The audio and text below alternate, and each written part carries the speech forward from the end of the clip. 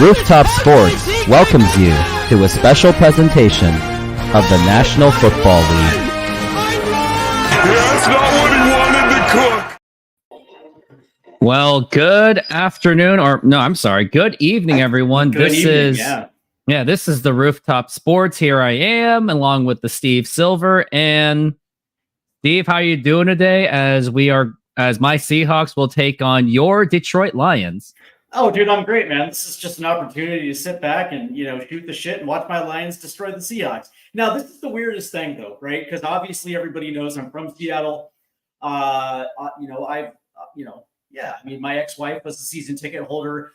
Yes, I am still a Seattle Seahawks fan, but, I also, when I moved out here, I told the funniest thing is I told myself that I wouldn't get emotionally involved with the Lions, but 3 weeks after I moved here, I was at my sister's house on her couch watching the Detroit Lions, and I was hooked from the moment that I watched Ryan Gosling sling passes for the Lions. So go Lions, but I also would like to see the Seahawks fare well tonight as well too. So from that standpoint, I just want to see a good game, but go Lions, go Lions.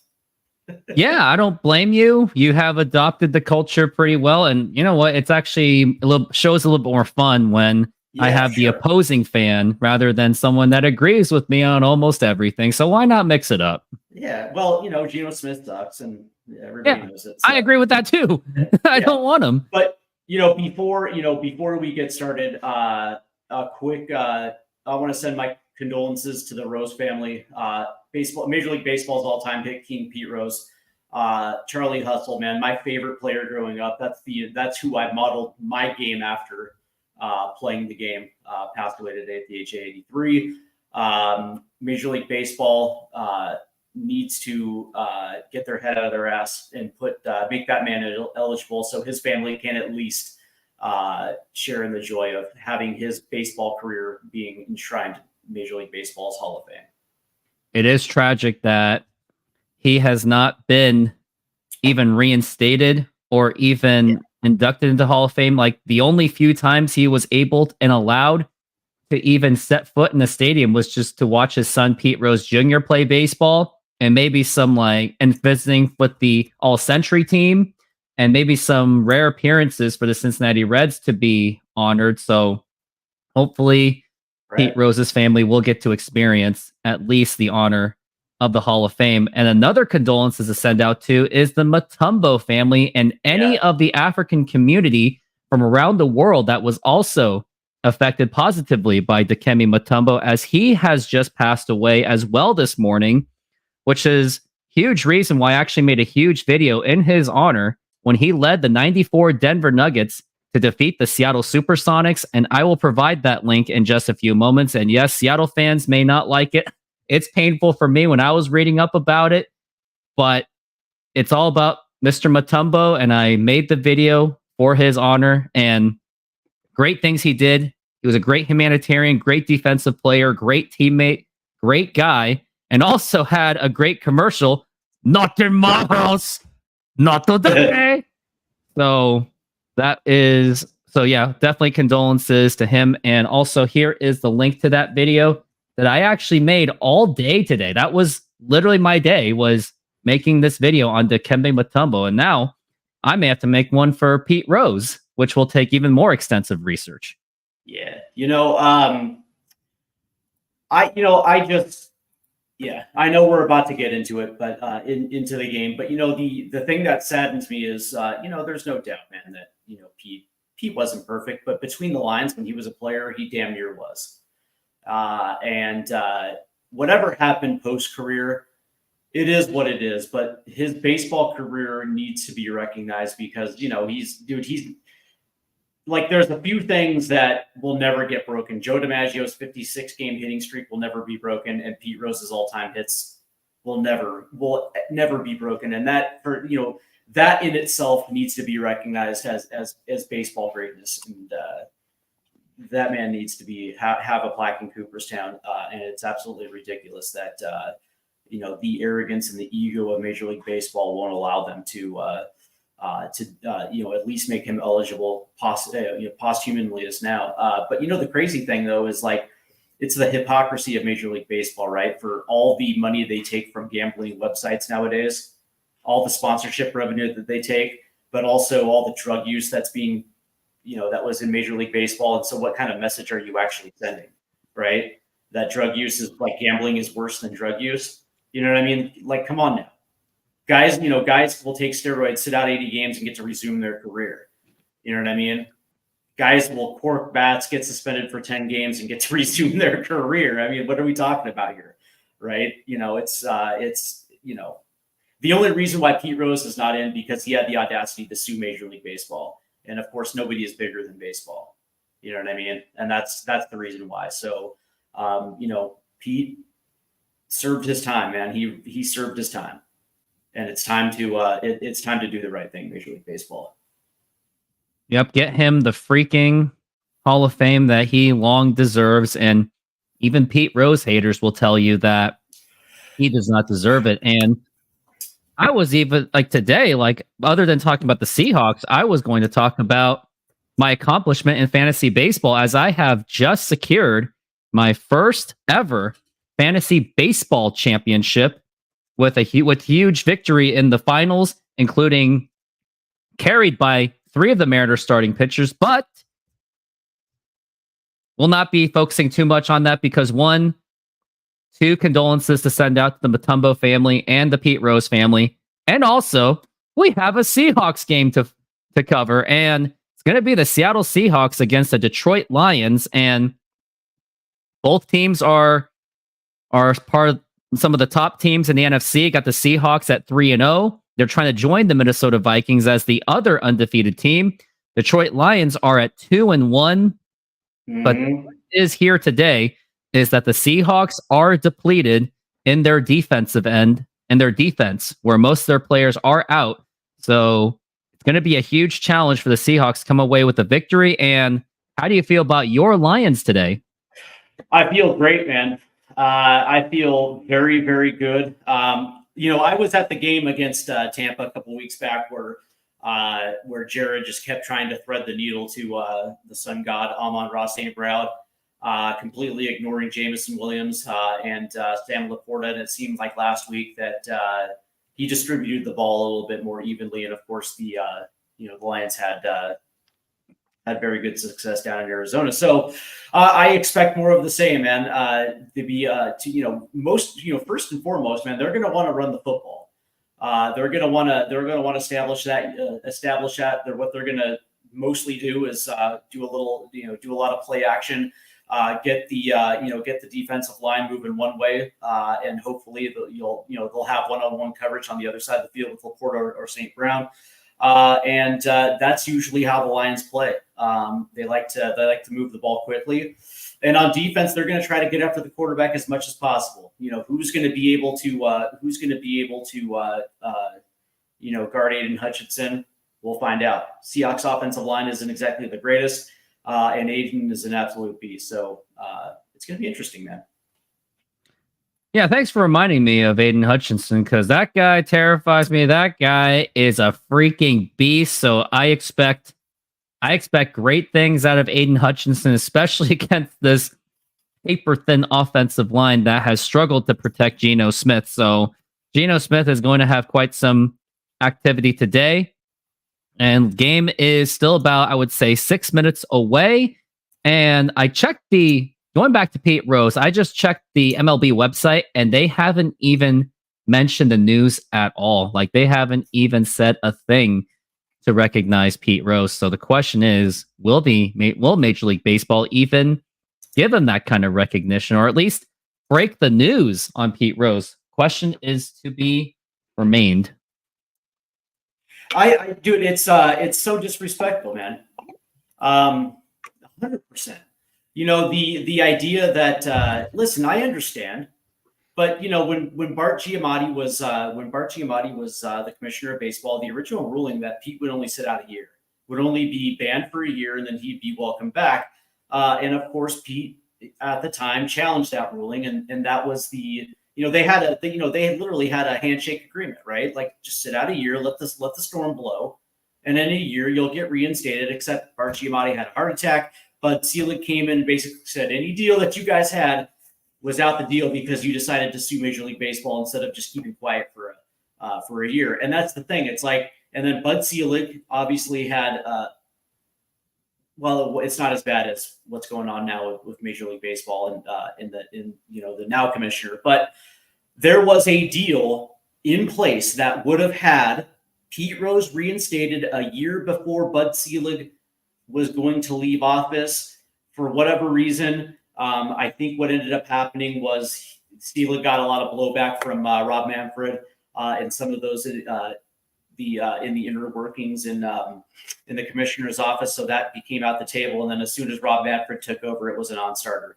That's the thing. It's like everybody was like, oh, well, Pete admitted, and it's like, at the end of the day, who gives it? It is what it is, man. Of course he was a degenerate gambler. But that being said, it's like, why doesn't Major League Baseball try to help him? You know what I mean? It's like, you send drug users to counseling. You help them become better people. Why wasn't Major League Baseball doing the same thing with Pete Rose as far as like Gamblers Anonymous or whatever the case may be? You know what I mean? Like to blackball him in that way. It sickens me. That's the, you talk about Major League Baseball today, and especially Rob Manfred's tenure, the debacle with the Houston Astros, and no players got punished and they swept another rug. Shohei Ohtani, of course Ohtani knew, right? And of course he was involved, but Major League, he's the biggest star, so Major League sweeps another rug. You know what I mean? But when it comes to this, they're taking this like hard line stance. It's ridiculous, man. Yeah, it really is. As commercial break is still going on at the moment. They're showing like the Joker commercial. I have no idea what they're showing right now. Oh, it's another Joker movie coming out, as if they need another movie in the DC universe. And looks like we are coming back from the break, as of course Monday Night Football is led by, or going to be called by, Joe Buck and Troy Aikman. And I have a hot take. I think Joe Buck and Troy Aikman's actually a solid duo. I never had problems with him. I never understood the hate that they gave to Joe Buck. I think it was just based on that they just caught him that one moment where he sounded boring, and then he called out Randy Moss for the mooning touchdown celebration. He's like, that was a disgusting act. That was disgusting. Aside from that, I never had issues with Joe Buck and Aikman. If anything, I actually like the ones and the current guys on Fox, other than Kenny Albert. And yep, they're showing the intro for Monday Night Football. If we remember back in the old days, remember that Rockstar guy's like, "Are you ready for some football?" with his sunglasses. But unfortunately, he got fired from the show a long time ago due to political statements that he made a long time ago. And now they're showing Snoop Dogg. They're showing like basically everything. But yes, we can agree that this game will be the first challenge for the Seattle Seahawks season. And last year, when the Seahawks did play the Lions, Seahawks actually did win on overtime. And that's when I guess the Lions were just trying to figure it out at the time. But eventually they made it to the NFC Championship and unfortunately lost to the 49ers, which they did have a solid lead. So hopefully for the Lions' sake, that will not repeat again.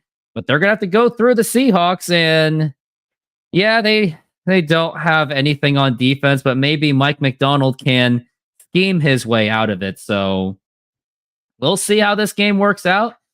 But I don't have much expectations for the offense since Aiden Hutchinson is your guy. And Lions do tend to have a solid defense. Yes, he is definitely that. He is my guy. So who's your favorite player on the Lions? I mean, I assume that you probably looked up all the history of the Lions. I mean, I'm just going to guess yours would be either like Barry Sanders or Stafford or Calvin Johnson.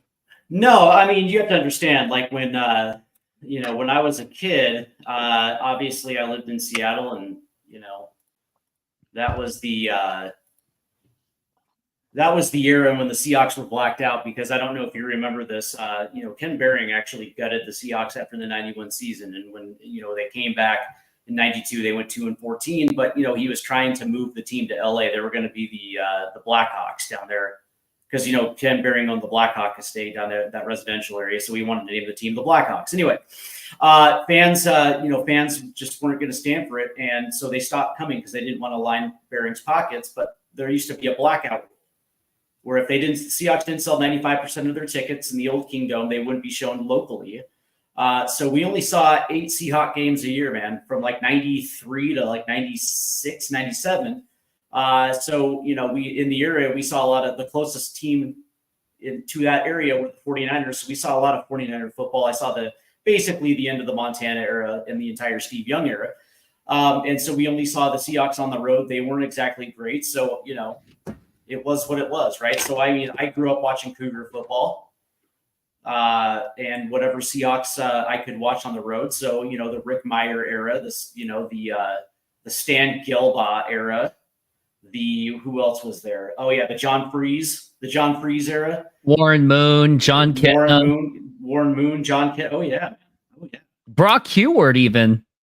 Yeah, Brock was a little later, but yeah. The beginning of the Matt Hasselbeck era in what was it, 2000? 2001, and now here is the first handoff. No, it's not going to be a handoff, fake handoff, the pass, and that's going to be caught and only going to be a gain. Yeah. As Lions are going to be on the second down, and I actually do have someone on my fantasy football team that needs to get me like 50 points. That's going to be Amon St. Brown. So yes, I'm cheering for the Seahawks, but I'm also cheering for Amon St. Brown to put up 50 points. Maybe he can with this depleted Seahawks defense. And now we've got a second down and 9 for Jared Goff. He's going to hand it off to the running back, and that is going to be at least a few yards gain. Surprised they didn't get much out of it. And that's going to be a third down. Mike Morris, Jonathan Hankins, and Jaron Reed, 2 of those names that you're not exactly used to for the Seahawks defense. And even the linebackers are going to be a bit shorthanded. Let's go, Ryan Gosling. There's a nice little handoff right there. Ooh. Oh, you spoiling me on football too. And now we got a 3rd and 6. Man in motion. Tight end's going to be at the wideout. No, he's going to be joining the line because they need all that protection for Jared Goff to give him all that time to throw. And he is going to pass. And now here is, he is just getting overwhelmed. And he is actually going to go down with a sack. And that's going to be a 3 and out. And the Lions are going to be forced to punt almost immediately. Yeah, you're looking at this. So you had a motion out, and of course a motion out, but then he comes back and he's almost as that second tight end right there, coming right off the edge. And Jared, that's the thing is Jared needs to throw that ball away. The first sign of pressure, you throw that ball away. You don't spin. You don't. Come on, Jared. Gosling. Jared. And now here is going to be the punt. And that's going to go all the way to the 30. And he is going to actually catch it. He's going to make it for a run. And he's still up. And he goes down. And they're going to be at the 40. But there is a flag. I wonder what this is going to be. By the way, on that third down play where the Seahawks got pressure, that was actually very good coverage in the secondary. There was. I saw that. Nobody was open. Yeah. Good punt. Good punt. By the way, how do you feel about the new kickoff rules? Like they totally I hate it. They totally peeled it from the XFL. I hate it. I hate everything of it. It makes it. It takes away like the excitement, the suspense. It's like a video game now. Like they've totally made the live game like a video game. It's weird, man. I don't like it. Goodell is like ripping up everything. And of course, the Seahawks have suffered a flag, so they're going to be all the way down to the 20. They lost 10 yards, if not 15. The crazy thing is like it's like designed to make kickoffs, kickoff returns more accessible. But the crazy thing though is like here is Geno Smith, and he is going for a big pass, and that's going to be caught by DK Metcalf. Is he in there? And he gets it, and that's going to be a huge first down for DK Metcalf. Like kickoffs used to be actually fun to watch before they outlawed the wedge block. and then they outlawed they outlawed it, and then of course kick returns were boring. Yeah, boring it is, and it is boring as we're looking at a 1st and 10 for Geno Smith and the Seahawks offense. Crowd is up there. I mean, with the dome stadium, you would expect it to be loud. And Geno Smith is lots of motion going on right now, and they're running out of time. 5 seconds left. They may burn a timeout on this. Are they going to? Nope, they won't. He's got it. He's got the pressure, and that's going to be incomplete. And good defense by the Lions. I mean, maybe some would have thought a pass interference, but you didn't really see much evidence for that. And nice tiptoeing job by DK Metcalf. Yeah, was he in? I guess he was. Wow, that's interesting. Yeah, just barely. So here we go. So I'm one play behind you real quick. So I'm looking at this real quick. I'm okay with pressure. Yeah, it was a little pressure. No, that ball was thrown. That ball was thrown well behind DK. Now we got a 2nd and 10 for Smith. He's handing it to Kenneth Walker, and he has almost no room to run, and he's going to lose at least 2 yards on that one, and that's going to be a 3rd and long. Kenneth Walker, who is just coming back from injury. Coming back to Michigan. Did he play? Did he play for Michigan under Jim Harbaugh? No, he played at Michigan State. Michigan State, the Spartans. And we're looking at a 3rd and 12. And now here's Geno Smith looking to pass. And here is the pass to DK. He's going to have to make up some yards, and he's not going to. And the Seahawks are going to be forced to punt on that one. It's going to be 4th down at the 50. Yeah, so essentially back-to-back 3-and-outs. Almost, with the exception of that 1st down by DK Metcalf. Yeah, Jack Campbell's a stud, man. On that run, he was tracking.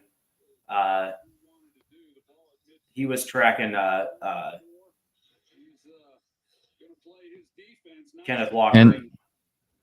And now we got Michael Dixon about to be the punt man, and he is arguably the best punt specialist in the NFL.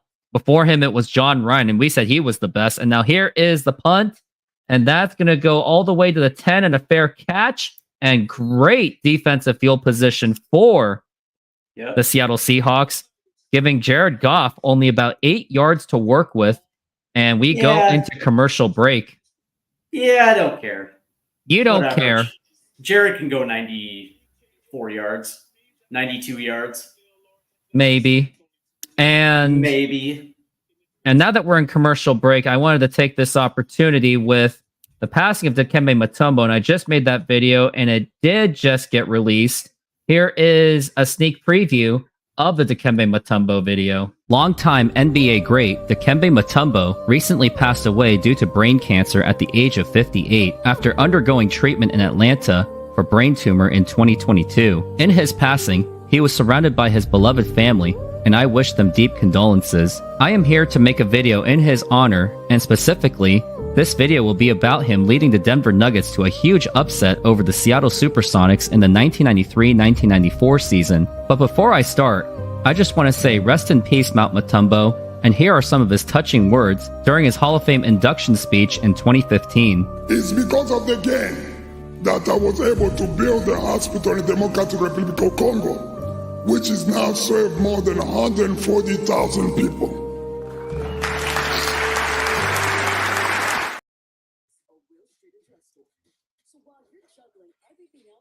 Yep, so if you want to take a look at that video, the link is available in the chat. And actually, I will go ahead and link it to you all again.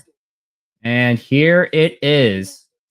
It just released at 5 p.m., basically the same time I started this NFL show. And I would make something about Pete Rose, but I just don't have enough knowledge on Pete Rose. The most I can do is just give my opinions, just the same thing that we did, but I don't think I have the researching time and the capacity to look up the entire story about Pete Rose, and so many people already did it anyway. Yep.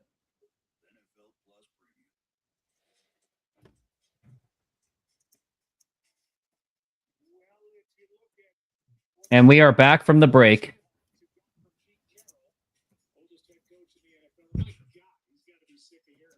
And Pete Carroll was a 72-year-old when he retired. And Mike McDonald is just 37. Crazy to think that he's just 5 years older than me. And now here is Goff handing it off to his running back. And he's actually going to get a big hole. And that's going to be a first down as he punched it right up the middle. And that was a great run by the running back. And that's going to be first down.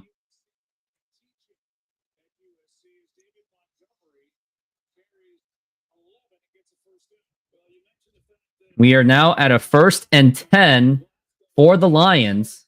And I just need the Lions to give the ball to Amon St. Brown. But are they going to? I don't know, because maybe the Lions know that I have them on fantasy football. And now here is going to be the handoff to the running back again. And he actually gets a few yards. And now maybe the lack of depth on the Seahawks defensive line might actually be showing.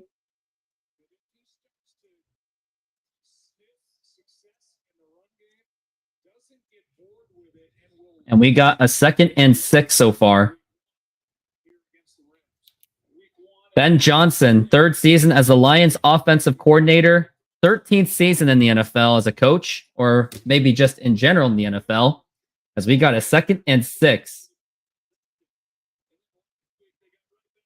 And now here is Jared Goff, and he gets a fake. He nearly gets sacked in the throw, and that's going to be caught. And I think that is Amon St. Nope, that is Williams. I need it to be St. Brown because I need some help on my fantasy team. I mean, you want to see how bad my fantasy team is doing. I'm losing by 48 points. I mean, look at this. That's how much I'm losing by. Come on, man. You'll be Give fine. it to St. Brown. He just needs to... Come on, Goff. And he's got no running back next to him. Here is Goff. Got some time. And that's going to be caught. And that will be Amon St. Brown. Yeah. Not a reception. I just need another, let's go. Yeah. I also have Jackson Smith and Jigba, too. Dude, Amon-Ra just is so good in tight spaces, man. Yeah. Therese Knight, one of the rookie linebackers for the Seahawks. We got a 2nd and 6 now. Tight end to the left, got a single back formation, and he is going to fake the handoff. And here's Goff with the big pass, and that's going to be caught. And I wonder who is that caught by. That is Amon St. Brown, and looks like Jared Goff knows that he's on my fantasy team, so maybe he's going to try to get me some help to perform this Monday Night Football miracle. And now I am down by 42 points. Amon St. Brown's a little guy, but he's that sneaky little guy that can make things happen. That was off of Devon Witherspoon, who couldn't catch up to him on the coverage. We got a 1st and 10. Got running back right there. They got the fullback.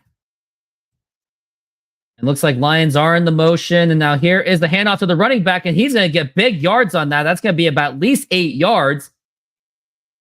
Yep, 8 yards, said by Joe Buck. There it is. And Lions do have a great opportunity to get the first on the score.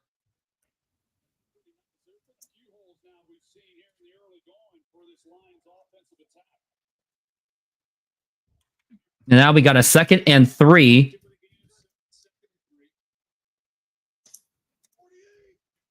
Got running back behind him.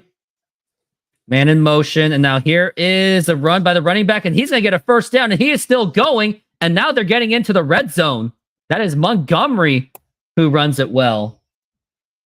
And now I'm getting a bit nervous. Told you. You did tell me. I mean, I kind of told myself anyway.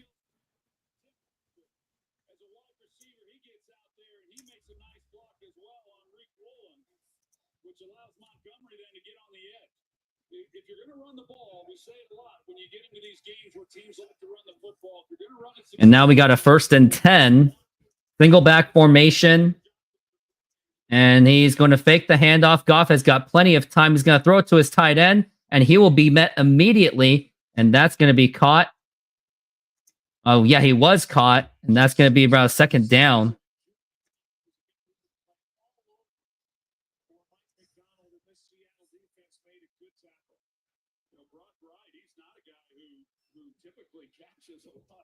And now we got 2nd and 7.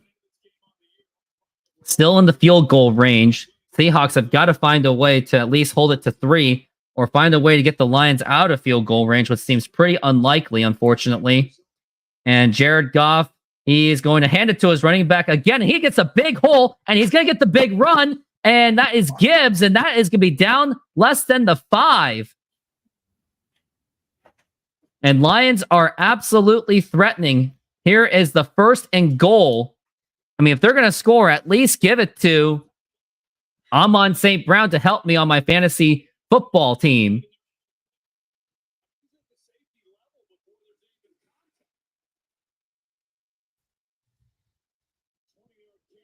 And now we've got, that was a 20-yard carry. We got a 1st and goal at about 5 yards left. We got Montgomery at the backfield. Seahawks trying to make a stop. They have to. And now he's going to hand it to the running back, and that is going to be bottled up, and that's going to be at least maybe a yard gain on that one. And I'm getting really nervous for the Seahawks right now.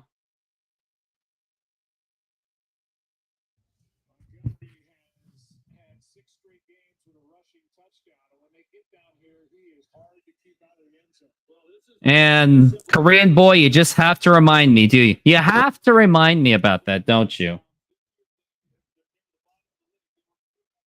You just have to. And now here's a 2nd down and goal. Man in motion. And he's going to hand it off to running back Montgomery. And he is going to get close. And that's going to be pretty much at the 1. That's almost going to be, that's 3rd and goal.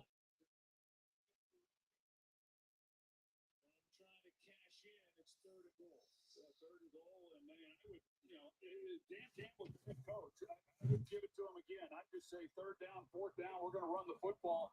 This is a 92-yard drive that they're approaching. And now we've got a 3rd and goal. And it looks like they're just going to try to punch it in, or is Goff going to give it to himself? Man in motion. He's going to hand it off to running back again. That is Montgomery, and he gets in. That's going to be a touchdown for the Lions. And they get on the board 6-0 pending PAT. And there was no match for this Lions offense as they were just carving them up pretty good. And I wonder are they going to review it? No, I think Montgomery. Nope, that's going to be a touchdown right there. That was an easy touchdown for the Lions, and they raced up the field pretty good. That was when they were 8 yards at their own territory, and they still found a way to score. And now it's going to be a pending PAT. And here is the kick. And that is wide. That looks like it's wide. No, that is good. And that's going to be a touchdown. That's going to be 7-0 Lions lead. And we go into Seahawks are going to be awaiting possession.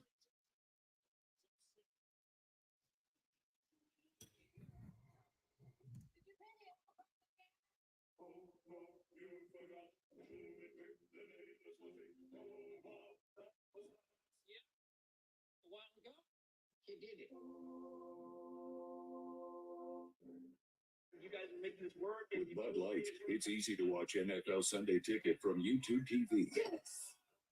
Right? It's not for everybody, right? Marriage is not for everybody, but Visit BudLight.com for a chance to win. Right, everybody, cheers. Let's go to our next segment, Fairest Calls, inspired by Geico's Fair and... SeatGeek is a mobile ticketing app for sporting events, concerts, and other events.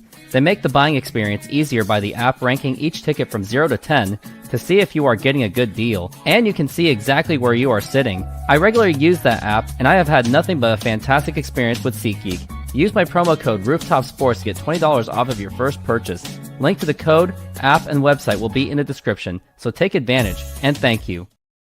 Yep, take advantage. If you feel like going to a Seahawks game anytime soon, use that promo code so you can at least save $20 off that purchase.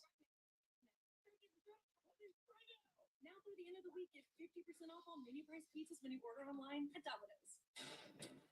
Millions took to the high seas for the exciting premiere, and Thursday will make your heart race. Stay with me. Dr. Odyssey. New Thursday on ABC. ESPN Bet has seen green. Steven's A-list. Why can't I have a cool sounding featured bet? Like what? Molly's matchups. I don't love it. Molly's money lines. They call me the queen of money lines. Do they call you that? They should. Mad Dog Stokes. Mad Dog Stokes. I get it. It's no Stevens A-list. Get exclusive talent markets and up to $1,000 in bonus bets with the first bet reset on ESPN Bet. And we are back from the break.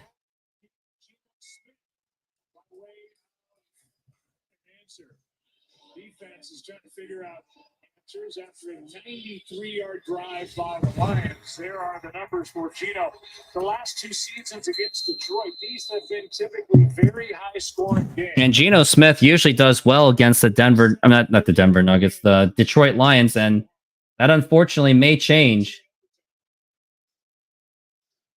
And now here is going to be the kick, and that is going to be all the way to the end zone for a touchback. So they're going to have to start on their default territory. Ryan Grubb is the offensive coordinator formerly of the University of Washington. Kenneth Walker is back in the lineup after missing some time due to injury.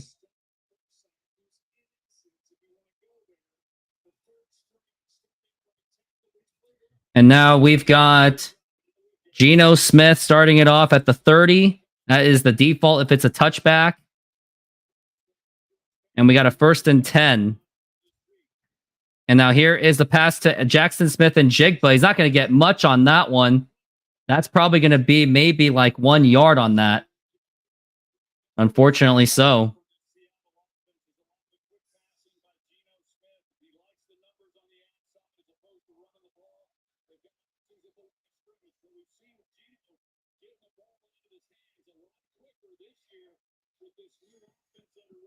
And we got a 2nd and 8 for the Seahawks.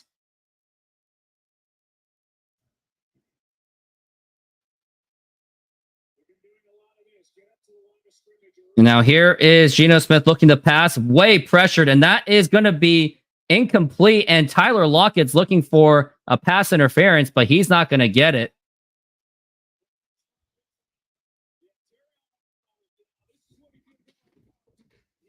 And it looked like there was a bunch of contact on that one. So maybe that should have been a pass interference, but the ref is not going to give it to him. And now we've got 3rd and 8 for Geno Smith. And they got to convert or else they're going to risk falling into a huge hole. Here's Smith, got the pass, and he is going to get the 1st down. That is Jackson Smith and Jigba. And that is that's a huge 1st down for the Seahawks. And that actually helps my fantasy football team as well. And now I am down by just below 40. Still got a long ways to go if I am going to win, as I am still down quite a bit. And now it's going to be a 1st and 10, ball on the 41, their own 41. Here is Smith looking to pass. He's getting pressured. Now here is the pass, and that's going to be caught by Jake Bobo, and that's going to be another 1st down. Only the 3rd catch of the season for Jake Bobo.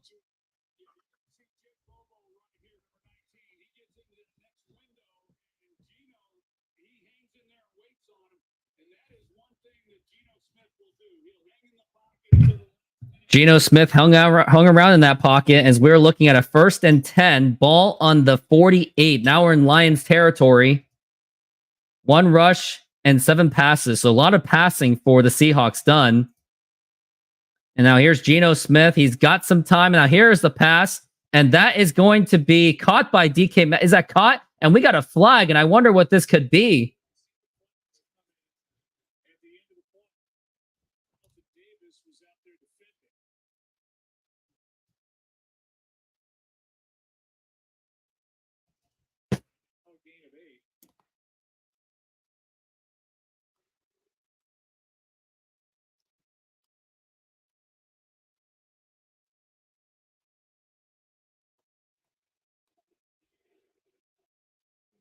It's 2 fouls. 2 fouls, huh? Field and then pass interference on the defense. So it looks like it's going to be an offset. Followed by both teams. Ineligible downfield, number 63. Pass interference, defense number 23. They offset. Replay first down. Replay first down. I think they meant 67, Joe. 63 is the rookie who's not active tonight. I think he's on Charles Cross, the left tackle, but we've seen that more and more. Boy, there was a time. Here's 67. Yeah, he's downfield, clearly. They got the wrong guy. And now we are looking at a 1st and 10. Ball on the 48. And now here's Smith with the pass immediately, and that's going to be caught by DK, and that's going to be another first down. They're pulling the jersey, and the ball comes out. The ball comes out, and the Lions have the ball now, and they might go all the way, and that they're going to be stopped by Kenneth Walker.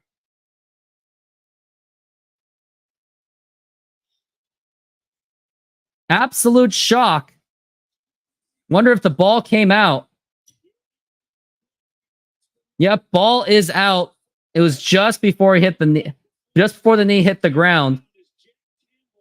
DK Metcalf could not hold on to it, and that's why you got to do things like Tyler Lockett. Like, he would have just slid rather than trying to go for extra yards. And Lions defense is just absolutely forcing it, absolutely putting it force on the Seattle Seahawks.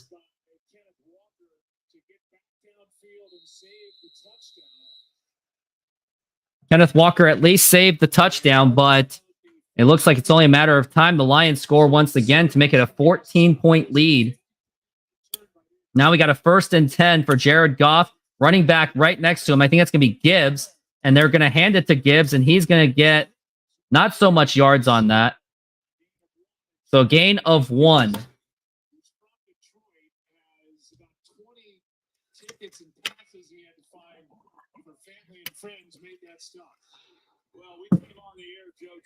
Now we got a 2nd and 9.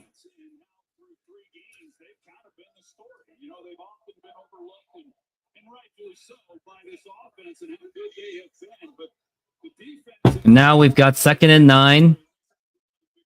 Now here's Jared Goff looking to pass. And here's the pass. That's a big pass. And that's going to be a first down. And they are right at the goal line. And that's going to be the end of the quarter. And that's what makes me real nervous. SoFi is an online bank and a personal financing company offering financial diverse products. They hold the naming rights to the home of the Los Angeles Rams and the Los Angeles Chargers, named SoFi Stadium. They offer amazing checking and savings accounts where you can get up to 4.6% on savings accounts. There are no monthly fees to maintain the accounts, and they have over 55,000 no-fee ATMs around the United States. You even have access to a budgeting program, stock trading, and insurance programs. Join SoFi and get $25 for joining and or $25 for opening a stock trading account. Links are available in the description. And thank you. And lastly, I am not a financial advisor, so either find a professional financial advisor or go with your own gut. Yeah, absolutely. Go with your own freaking gut. Do not take my advice for it. And I wonder where Steve is, because if he's here, he would be very happy to see what is going on with the Seahawks right now. We bring heirloom corn products from Mexico to every kitchen. I chose my Spark Cash Plus card from Capital One because I earn unlimited 2% cash back on everything I buy. With no preset spending limit, my purchasing power adapts to meet my business needs. And I reinvest my 2% cash back to help grow our business with new products, like our tabletop masa milk. My Spark card helps me fulfill my mission of bringing masa to the masses. What's in your wallet? You might wonder, John Legend. Commercial break is still going on at the moment. And how do I keep my protection against COVID-19 up to date? With a COVID shot this season, designed for recent variants. You can get your COVID-19 shot when getting your flu shot if you're due for both, as recommended by the CDC. Ask your healthcare provider about getting this season's COVID-19 shot when getting your flu shot.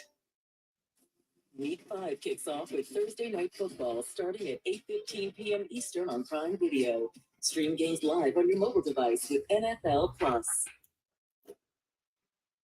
ESPN Monday Night Football brought to you by Progressive Insurance. Protect the stuff you love with Renters Insurance. Visit progressive.com. How about this little note? No touchdowns allowed by the Seahawks defense on a possession following a turnover in their last 22 games.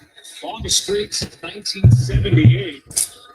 But it's first and goal for Detroit after the fumble by Metcalf. Even last week, Geno Smith threw an interception, gave him the ball first and goal at the 6-yard line, and they held him to 3 points. So, And now we're looking at first and goal. And now here's the handoff to the running back. And he's going to get in there for the touchdown. That is Gibbs with a touchdown. That's going to be a 13-0 lead pending the PAT. And now Seahawks are in absolute trouble. They are trailing by 2 possessions already. And we are now in the second quarter. Guys, Gibbs and Montgomery, who are the scorers so far. Excellent job by the offensive line.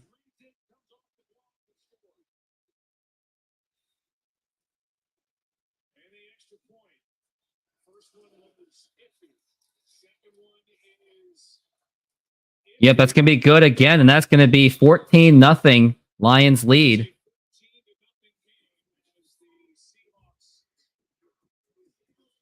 And it was all thanks to a DK Metcalf fumble because he couldn't hold on to the ball. Tyler Lockett would have just slid and just forget about it.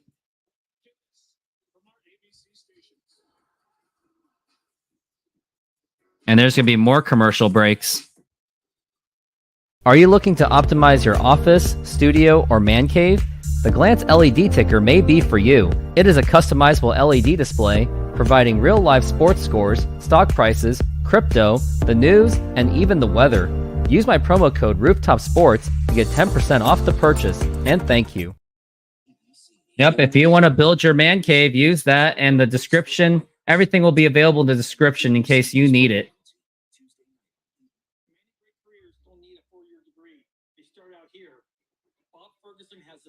Plan to expand apprenticeships and on-the-job training like I had to get more Washingtonians the skills they need to succeed. And Bob will eliminate 4-year degree requirements for most state jobs, opening doors to more good-paying careers. I would support Bob Ferguson, even if he wasn't my kid brother, but it helps he listens to old machinists like me. Bob Ferguson for governor.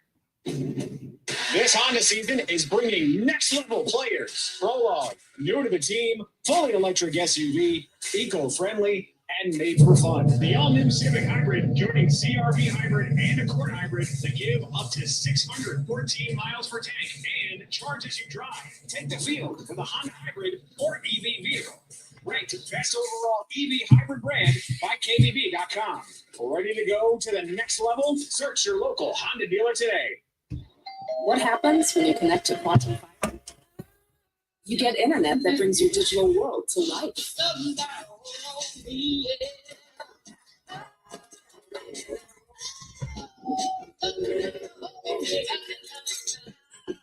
Commercial break still going on. Quantum fiber, your world unleashed. Set yourself free with a price that fits your life. And we are back from the break. 3 minutes and 13 seconds, and Troy, the offensive line, controlling the game without their Pro Bowl center, Frank Ragnow. Yeah, they've looked awfully good, and we talked about Coyote Kawashika getting the start. He started the NFC Championship game last year, and he did a nice job. And I know that Dan Campbell and Ben Johnson, everybody was very. And now we are looking for the kick. And that's going to go to the way to the end zone. And that's going to be a touchback, and they're going to start at their 30. It's going to be the Seahawks' time that they're going to have to score so they don't keep falling into a bigger hole as if they already are, because it's 14-0 Lions lead.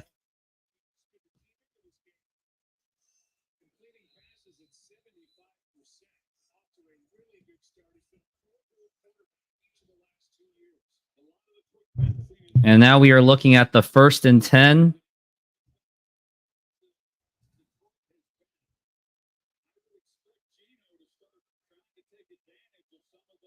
And now here is the handoff to Walker, and he's going to get at least a few yards on that. It's going to be about a 2nd down and about a 7.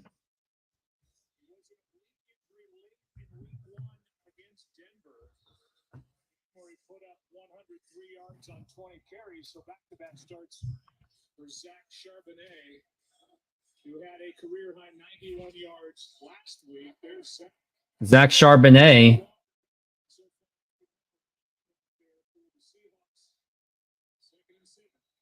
Got 2nd and 7. Ball on the round of 30s. And now here's Geno Smith looking to pass, and that's going to be right through the tight end's hands. And now it's going to be a 3rd and 7. And again, the Seahawks have to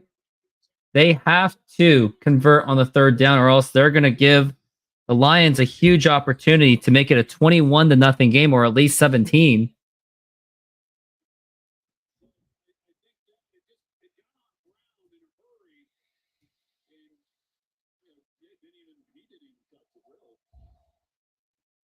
As we are looking at a 3rd and 7. 3rd and 7. And now here's Geno Smith looking to pass. He's pressured already. He's getting out of the pocket to pass, and that's going to be caught. And I think that was that's Jackson Smith and Jigba. And that's going to help my fantasy team, because I would think that the Lions, they have already everything all in on DK Metcalf and Tyler Lockett. So now that 3rd option is available for Jackson Smith and Jigba, who's got the speed. I'm now down by 37 in fantasy football, so hopefully I can get some kind of a miracle of a victory. Not likely, but you never know. As we are looking at a 1st and 10, and now here is Smith, and he's looking to pass, and now here's a big pass, and that's going to be incomplete. That was intended for DK Metcalf, looking for a pass interference, but it was heavily coveraged, must I say.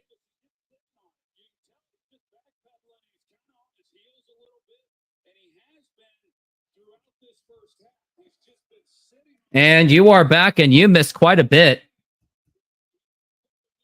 And now we're looking at a 2nd and 10. Foster.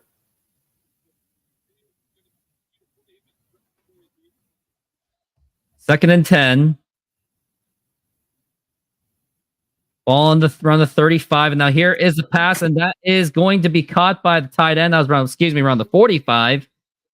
And that's going to be around a 3rd down. So Seahawks have to convert if they don't want to punt. And that's the last thing I want to see them do. Oh, look at that. The Lions are up by 2 TDs. How about that? You just have to remind me, don't you? I do, actually. You love it. Yes, I do. Now we're looking at a 3rd and 7. Fans are being asked to crank it up by the mascot, Lions mascot. And now 3rd and 7. Geno is 3 for 3. Hasn't really gotten much yardage, though. Not much volume. And now here is Smith looking to pass. He's got no time. He's running out of room. And he's out of the pocket. And he's got to do something. And he's just going to run it out of the way. And he is going to go down. And there's a flag. And I assume it's going to be a holding call because of the amount of time that possession really took.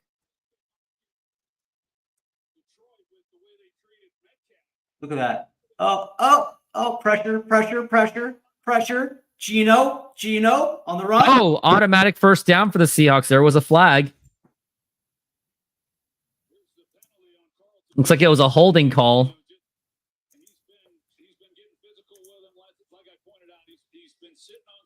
Your number 23 likes to beat up on DK Metcalf. That is true.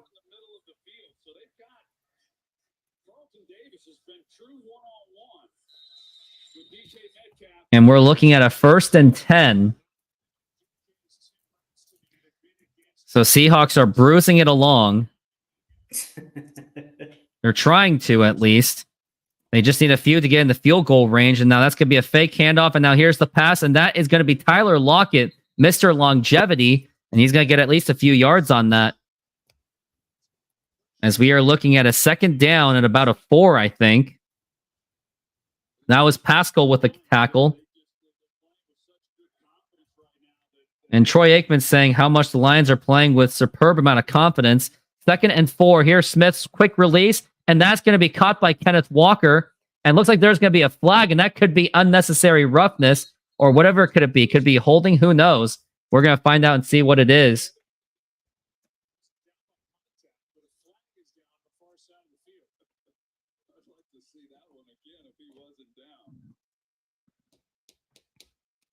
Waiting on the call. Offsides on the defense. First down.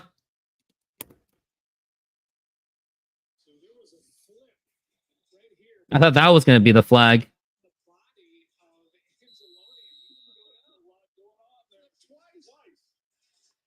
I just needed to go to Jackson Smith and Jigba.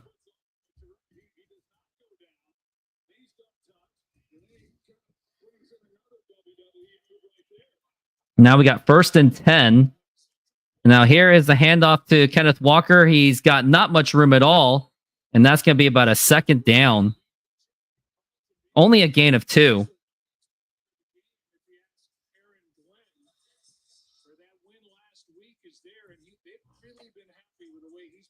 We got a second and 8. Let's go D. Let's go D. Defense indeed. Now we got a 2nd and 8 around the 30.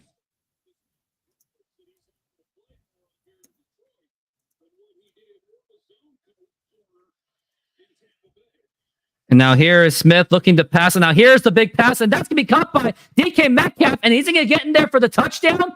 And that is a touchdown for DK Metcalf. And the Seahawks get on the board to make it 14-6 pending the PAT. And Seahawks, they finally respond back.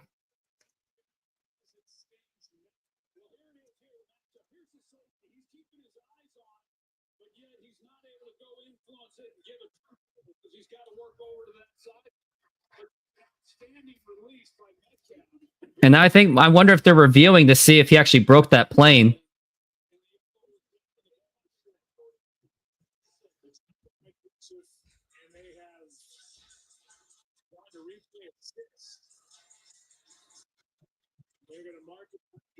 Let's see. Oh, look at that. Oh. Wow. Are you serious, DK? Are you serious? Yeah. And we got a 1st and goal, so that is not going to be a touchdown. And now we're giving it to Kenneth Walker, and he's going to get stopped by the defense and nothing happening. I just want them to give it to Jackson Smith and Jigba. I think that will be a better idea. I'm just being biased because I need my fantasy team to win.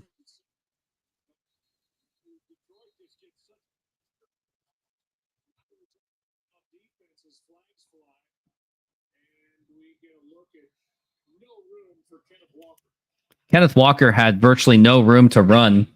And it looks like we got a flag, and I wonder what this is. Is this going to be a holding call?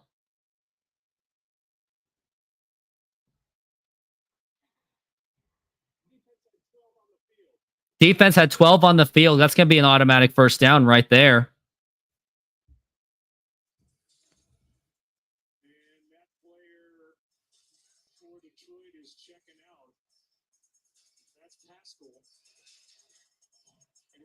First and goal, with the ball literally inches outside of the goal line.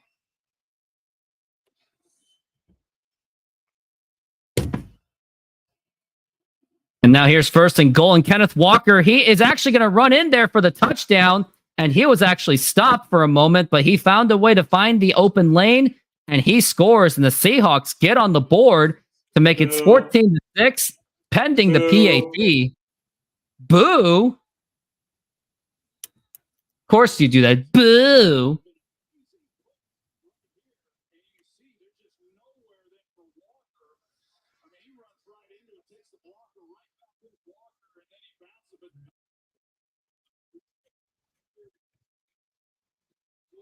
Now here's Jason Myers going for the PAT.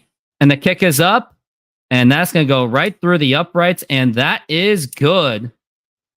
Emil Myers asks, do you know Mike Hunt? I do not, unfortunately. How's my fantasy team doing? Really bad. Yes. Do you know Mike Hunt? Hey, although I know your sisters really well, though. Although my fantasy team is getting murdered, I do have this to say. Well, at least I'm 2022 fantasy football champion. I have that to lie down. Oh, you're going to be like, ooh. What, did I sound like a 49ers fan or a Cowboys fan? I remember the first year that I played fantasy football with my ex-wife and in her friends group. It was 2012, and I reeled out. I went like 14-2, and I waltzed into the championship game, and then I ended up losing by a point. I was runner-up in the 2012, and then the next, I was cocky going into the next year, and I thought, because I draft, dude, I just got so lucky with the draft that I just had a stacked team. The next 2 years, I finished in dead last. I know that feeling.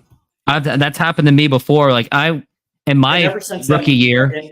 And ever since then, I'll never play again. You'll never play, huh? I rage quit. Like the kids will say when they play video games, yeah, I rage quit. What about my league? Would you join mine? Because it's a cool league. I don't know. If I have room, which I don't, it's actually waitlisted. I have a cool league. Think about it. I have a league where I have a quarter of my league actually having dinner with me for the draft. We actually have dinner parties and stuff. And I do content on my fantasy football lotteries. I use one of these things. Here's the thing.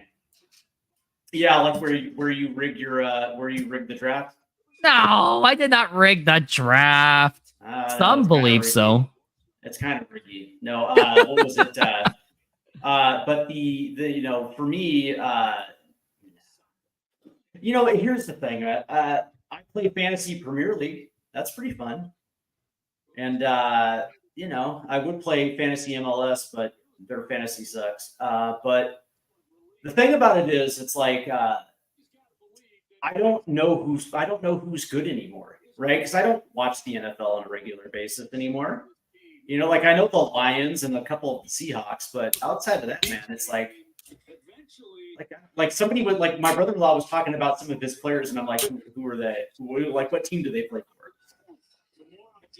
Would you do fantasy baseball? Because I have a league of 8, expanded to 10 successfully, and I'm looking to expand to 12. I'm getting greedy. And you do know the players more. The problem with fantasy baseball is you got to update that. You got to update that Joker every day. Man, it's tough to find people. The most difficult I will ever find is if I ever expand my fantasy WNBA league. That's going to be nearly impossible to find anyone. And now we got a man in motion on a 1st and 10. And here is Goff looking to pass. Here's the big pass. And that's going to be caught. And that is going to be Amon St. Brown. And that is going to be second down. Sun God. That's his name? Yeah, he's the sun god, Amon Ra. Ra. Yep. Ra is a god from Egypt. And now here is Jared Goff. That's going to be caught by the tight end. He's going to get a first down.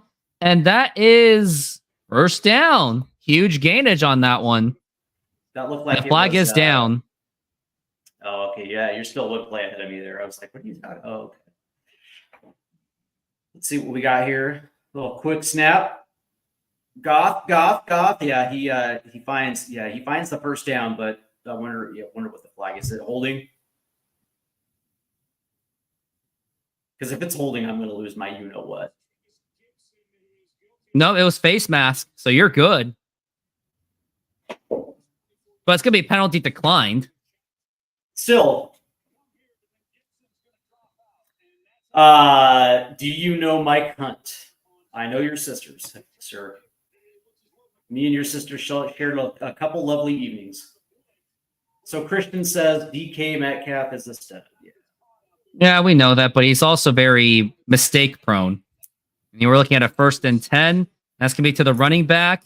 And that's going to be tackled. And that's maybe going to get a couple of yards on that.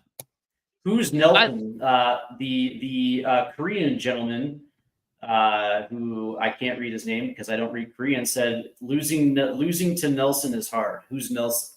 I lost to a guy in fantasy football who had 2 guys on his lineup that didn't even play because they were injured, and I still got obliterated. That's what happened. Could it be that you suck? No, it doesn't. So it's Rooftop. So your team name is Rooftop Korean? Yep. And now, we got to run for Gibbs, and that's going to be another 1st down. My team name is Don't Sweat Me, bro. I could use another addition to my... I know you won't do basketball because basketball is basically... No. Basketball is like a slightly less headache. You know what? I would tell you what, I would actually do fantasy football. But don't expect any engagement really. It's like on Tuesday, I will set my team. Right. And then that is it. And then you won't hear from me again until Tuesday. And I will literally have no Now here's engagement. a pass to St. Brown, and he is going to get a few yards. The thing is, it's a $50 buy-in, though. That's the other thing. Oh, are you buying me in? Is that it? Are you buying me I'm not gonna, no, I'm not for all this content with all your sponsorship money? You can't lay 50 on me because here's the deal, right? If I win, here's the deal. Okay. So how much does the winner get? Let me check. Because I have a huge spreadsheet on all this. I keep track of everything. I do. Yeah. Okay. So how much? Winner gets $400. Second place gets $150. Third gets basically a refund. All right. Now so here's the second and 7, and that's going to be a few yards. You pay the 50. Okay. And if I win, here's the deal. If I win, I will give you 100 on top of the 50. So you'll get 150. Okay. If I win. Now, if I finish in second place, how much does second place get? 200? 150.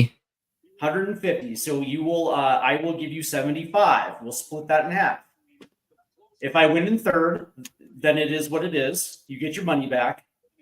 Okay. And if we got a 1st down and to the goal line practically. Okay, what's your other deal? Now, what happens if you get nothing? Well, then you just get all my friendly content for the year of the baseball season and all the money that you clocked off me this year. You get, come on, man. Come on now. Our ratings the ratings have been good. The ratings have been good.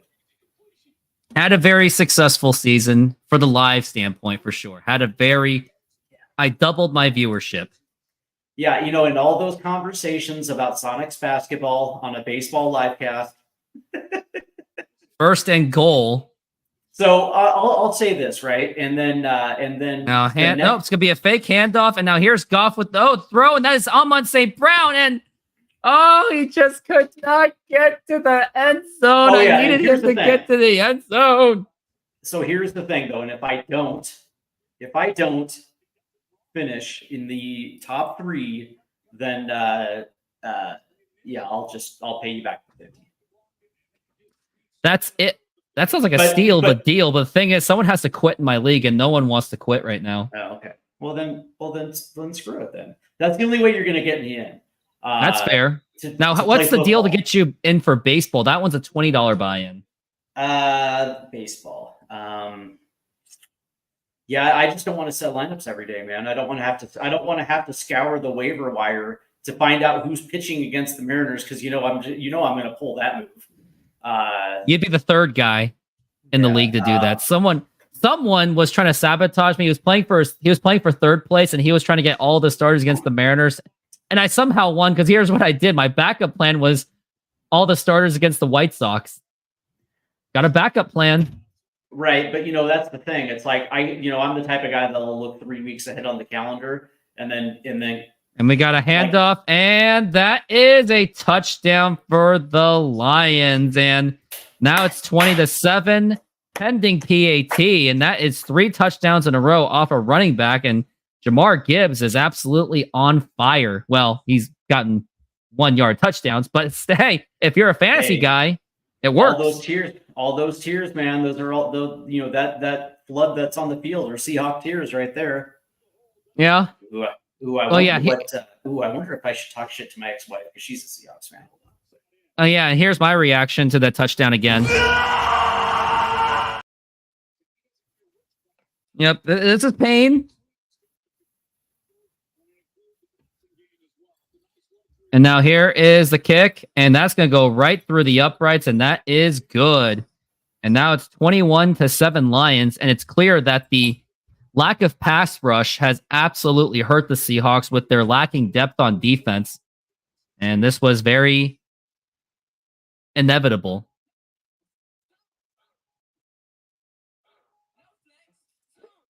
Yeah, well, Okay, thoughts on So here's the deal, right? Because the last 2 years when the Seahawks have come to Detroit, it's been 2 Seahawk wins. You know what I mean? Especially last year, how it went to overtime in a game that we should have won. And this is payback, man. This is payback, plain and simple. So you know what, Emmett Brown, Lions fans talking trash. You damn right. Hey, by the way, who was in the NFC Championship game last year? Was that the Seahawks or? Oh wait, no, it was the Lions. Sorry, that's what it was. And by the way, you guys weren't going to get past the 49ers either, so I don't want to hear it. No, he wouldn't have. And oh, by the way, when Pete Carroll built the team to go to the, I was rooting for the Seahawks as well too. Again, I'm from Seattle and I don't have any beef with the Seahawks, but yeah, I'm a Lions fan, man. You are, and it hurts. Not really. 0 Super Bowl appearances. That is true. But Lions, they've had 2 of their closest runs. They were the NFC Championship under Barry Sanders, and I think they played the Green Bay Packers and got absolutely just annihilated. And I think that was before they packed the money bags for Scott Mitchell. Scotty Mitchell, the lefty guy with a big arm, and he was kind of fat.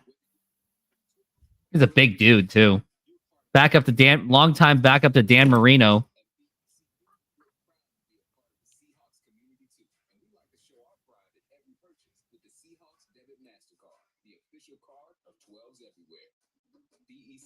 Yeah, I just like to make my debit cards as boring as possible, honestly.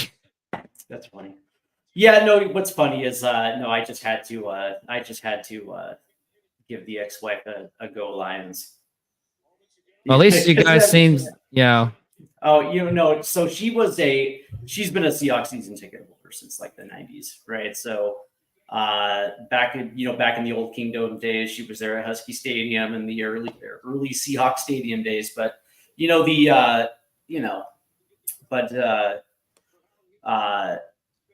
she's also here's the weird thing too, because I'm out here in Lions country. The last couple of years, she's been watching a lot of Lions football too, so she's kind of jumped on the Lions bandwagon when they're not playing the Seahawks. Here's another thought I have. So it just bring up my brain, but I just realized in the Apple Cup, it's possible that the Huskies weaseled out their way. Oh, by the way, who won that out of Pullman? Too? They weaseled out of Pullman so they can get the neutral stadium, so they get the Seattle advantage. And they still lost. Yeah. Well, no, it was, they didn't. I don't think they weaseled it out. I think they just wanted to. Make as much money as they possibly could with the Apple Cup, because I think it's like a 3-year deal, so it's going to be played at Lumen. But see, that's the thing is, I didn't want them to continue the Apple Cup. I wanted the Cougars to form new rivalries and forge blaze a new trail and let the Huskies enjoy playing for 5th place in the Big Ten. And we are looking at the 2nd and 6. Because you can't have the Apple Cup in a neutral site. It's got to be in Husky Stadium, or it's got to be in at Martin Stadium. And now we're looking at 2nd and 6.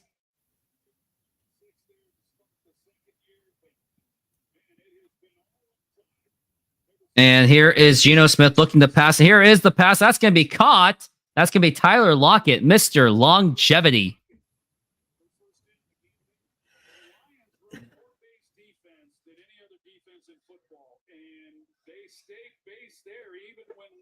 Seattle is going with multiple wide receivers, and it kind of is a mixed bag. Is that right, Troy?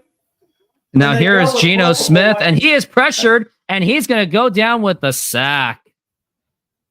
Oh yeah, that's right. I'm going to play behind you, right? So I just do this game. No, why don't this game? What I did? Hey.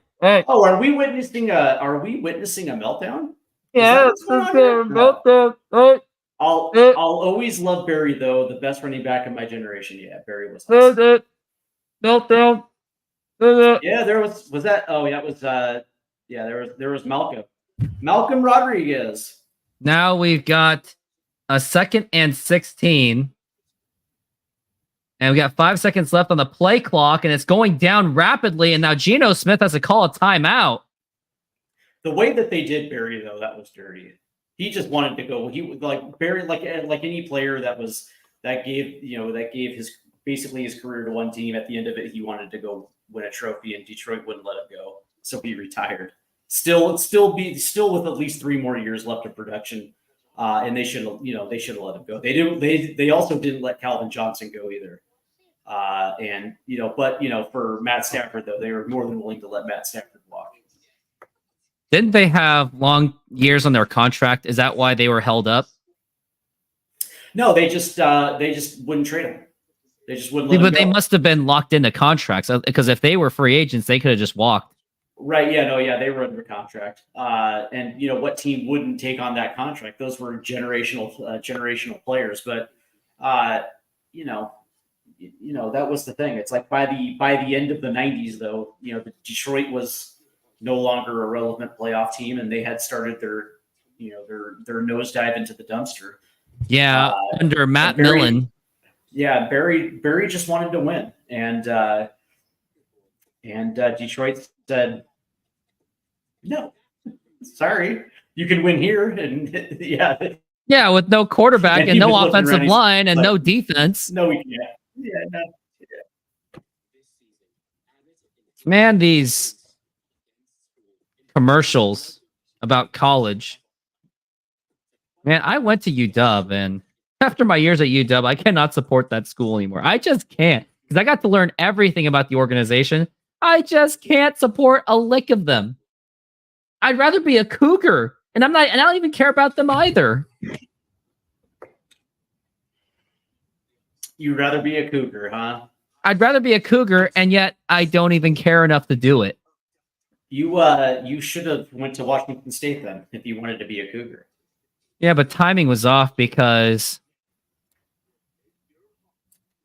family, economy, 2008. Family. My father was he was in the butt of the crash. Like, he was literally in the industry. So I had to go local. If I could do it, it's still a Washington school. But then would have been dormitory too. Another cost to it. And then maybe I would have learned to get it. Maybe I would have gotten a job there to pay the rent anyway. So it probably would have worked out anyway. So who knows what could have been? True. It could have gotten the scenery of small town vibes. Now here's a 2nd and 16. Pullman's fantastic, man. Now here's Geno Smith, and here is throws it away, and I almost thought that could have been intentional grounding on top of that. No, I feel it because every time I go to a small town on road trips, I always feel at peace. Yeah. What's funny is, like, being out here, they're making me choose between Michigan and Michigan State, and I just won't play. I don't care about either of them, but obviously when Michigan was playing Washington last year, I was very much rooting for Michigan. I was too, even though I was covering the game very objectively. And here's a 3rd and 16, and here is Smith. He's got to get 15 or 16, and they're going to give it to Jackson Smith and Jigba. Here's the lateral to Charbonnet, and that's going to be a first down. And great offensive play by the Seahawks. Very smart heads-up play by Jackson Smith and Jigba. Jackson Smith and Jigba and Charbonnet. One of my friends last year, when he was calling the game with me, he accidentally said Njigba's name wrong. You don't want to know how he said it. I have a feeling I know how he said it. And the funniest part was he was also AA, if you know what I mean. I'll just say AA. American at the end. What would be in? Yes, he was also. He was. Oh yeah. Okay. So Yeah, he was an African American. he was, and he still. He was a black fella. Yep, and he still said it wrong. It's okay. It was kind of funny, but I was like, "Oh no, look what you did!" And here's the 2nd and 8. And looks like we got an audible going on, or no? What is going on? So yeah, he really turned out to be kind of bust, didn't he, Mr. Charbonnet from UCLA? Only the second. Well, looks like we're at the 2-minute warning anyway. I've also made my mistake in history class when I was studying for a map quiz, an African map quiz. I was saying all the names like Egypt, Congo, Democratic Republic of Congo, South Africa. And I came across this country called Niger. I pronounced it incorrectly, and one of my classmates was like, "Oh, Joe, say it again." I said it again, and everyone just burst out laughing. I was like, "Wait, what did I do?" And he was like, "No, you're good, man. It's all good." So I went home. A Nepalese, Congolese. And I looked up on the internet, and I go, "Okay, I understand now why everyone was laughing at me." It worked out though, because I did ace the. On the other hand, I did ace the map quiz. That's cool. But I just happened to have a. Yeah, but those are the great moments right there. Those are the beautiful moments where you make a complete ass of yourself. You know, it's a high school thing. That's why they say high school's supposed to be the best 4 years of your life, other than college, maybe. No, but I think in reality, high school is the best 4 years, not college. I think college is overrated. Yeah, I know. I spent my time and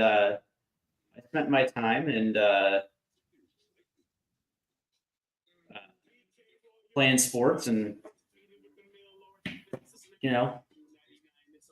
having fun. I wonder how my fantasy team is doing now. 21-7 with 2 minutes to go. Thank you for the reminder, my friend. Good Lord, man. I'm now down by 31. Yeah, but you know what though? There's still a good half of football left, and no, because the Seahawks have nobody on defense, and we are doomed. Doomed. And I thought I bent this off, but it looks like Jerry Dipoto openly admitted that he's not going to go for any of the marquee free agents. Actually, let's talk. Jerry Dipoto openly admitted that he's not going to go for any of the marquee free agents. When did he say that? It was said according to. At least, hey, look at that! Look at that! A freaking Football Network recognized Pete Rose before Major League Baseball did. How about that? How about that? Joe Buck is recognizing him. Now here is Geno Smith looking at a 2nd and 8. They could get into field goal range real soon. Going for the pass, and here it is, and that is going to be nearly intercepted. And there's going to be a flag on that play. Looks like it could be a holding. Yep, it's holding on the offense. I hope you're happy. That is Noah Fant with the penalty.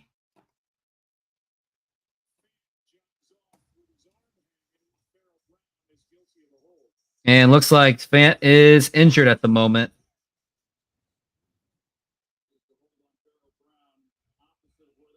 Here we go. Sorry about that. Right, here's what it was. Had to get my stream up and running. Sorry about that. I don't know we're looking who at I like less, Julio or Geno Smith. Geno Smith. At least Julio has the upside. Now here's the pass to Charbonnet, and that is going to be caught, and he's going to get at least maybe 5 yards on that to make it a 2nd and 3rd and 13. So you said Jerry Dipoto came out and said that he wouldn't be pursuing any marquee free agents. So he doesn't like his job, is what you're saying. He hates his job. I'll have to check that out. Yeah, we got to fact check it, I guess. But I did see a statement. I think it was from Adam Jude. from an article. Otherwise, who else would have reported it? Because Ryan Divish doesn't really say much either. And we're looking at a 3rd and 10. And now here's Smith looking to pass. And now here is a big pass, and that's going to be dropped. DK Metcalf failed to catch that, and that's going to be a 4th and 10. And hopefully they can at least get a field goal opportunity. Yeah, well, we'll check it out. Yeah, but it's not surprising because I've been saying it all year that Dipoto just will not play ball in free agency. So that's the one sad thing. You can at least give credit to Bill Bavase that he was willing to at least somehow convince the ownership, like, hey, I could use some money for a crappy free agent, but at least he tried. Yeah. Like, he was bad, but no, I mean, ownership has never been the issue. It's always been the player in charge of the person in charge of building the roster. The crazy thing is he did say that payroll will go up. How much, it's not yet determined. But considering there's arbitration raises up the yin yang, you would probably assume that it would probably go to either extending certain players or just arbitration raises. Here is what it was said, and as we are going into commercial break, and this was retweeted by Marine Layer Podcast. What is clear, the Mariners do not intend to dive into deep end of the free agent pool this winter, which means they won't pursue the likes of Juan Soto or Pete Alonso or even Alex Bregman or any high-priced veterans, not because they can't afford it. Stanton has explained because as a matter of baseball economics, the Mariners don't want to pay top dollar for aging players. Juan Soto is an aging player. The scars of the Robinson Cano contract 11 years later still feels like a fresh wound for the Mariners. No, I still think it was worth it. We've got the resources to be able to do the things we need to do to put on a good team on the field, says Stanton. We've never been focused on a free agent bat, Stanton says. So this is Stanton saying it, actually. Yeah, I'm reading it right now. The interesting thing, though, is that so what's funny is it starts off with Robinson Cano in Seattle, OPS of 826, OPS plus of 129, 3 All-Star games, 2 top MVP finishes. Major reason Nelson Cruz ever signed here and was traded in a package for. That's funny. Yeah, it's like, how exactly are their scars? Yeah, exactly. No, if anything, the Mariners actually did well with Robinson Cano. They got good years out of him. Well, they got 3 good years out of the 5 that he was here, but still, though, it was because of, it was because of the way it ended that there are quote unquote scars. But the reality is a guy like Juan Soto who's only 26, you're gonna get 7 years out of him, 7 good years out of him. But and even with the scars of Cano, you still got a pretty good return out of that trade too, at least at the time. Are you afraid that Juan Soto is going to upstage the poster boy, Julio? It's like, if anything, he's going to help Julio. Yeah, they're gonna push each other to help each other's branding. Good Lord, man. Good Lord. First half, last 2 games, Jared Goff hasn't been perfect. I don't think he's even thrown a perfect incomplete pass yet in the first half. Here's the 1st and 10. Here's Goff getting pressured, and that's going to be a pass, and that's going to be caught by Gibbs, and looks like we got a flag. Maybe that's a holding call. I hope it is. Jameer, look at that. He's 23 for 23, 222 TDs. Jared.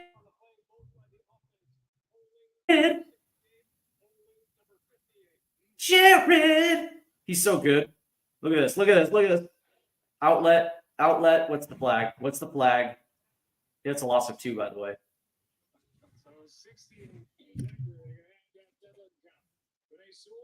This one's on you. That one's on you. First 4 drives, they had 3. I guess because Decker's older, is better out longer, or just wipe this away. So what that was holding, right? Yeah, that was holding, and we're looking at a 1st and 17. And now here is going to be the pass, and he's going to get some yards on that, making up for it. And I wonder who that was. Was that Amon St. Brown? Nope, that was Raymond. Khalif Raymond.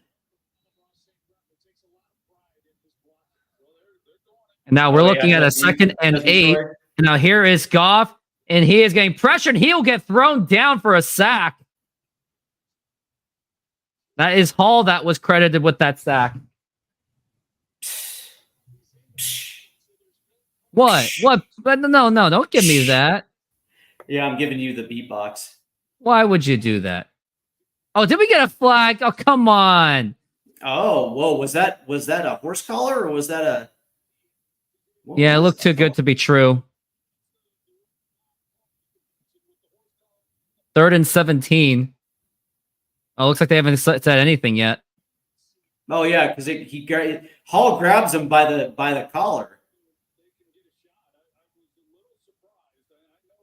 Wow, that's interesting that there was no flag on the play. Very surprising on that one. All right, so it's 3rd and 17. 3rd and 16. No horse collar being done. Yeah, that's Bammer. We're looking at a 3rd and 16, and now here's the handoff, and that's going to not be much. And finally, the Seahawks get a stop on that, and the Lions will be forced to punt. And here's my reaction on the Seahawks defensive stop.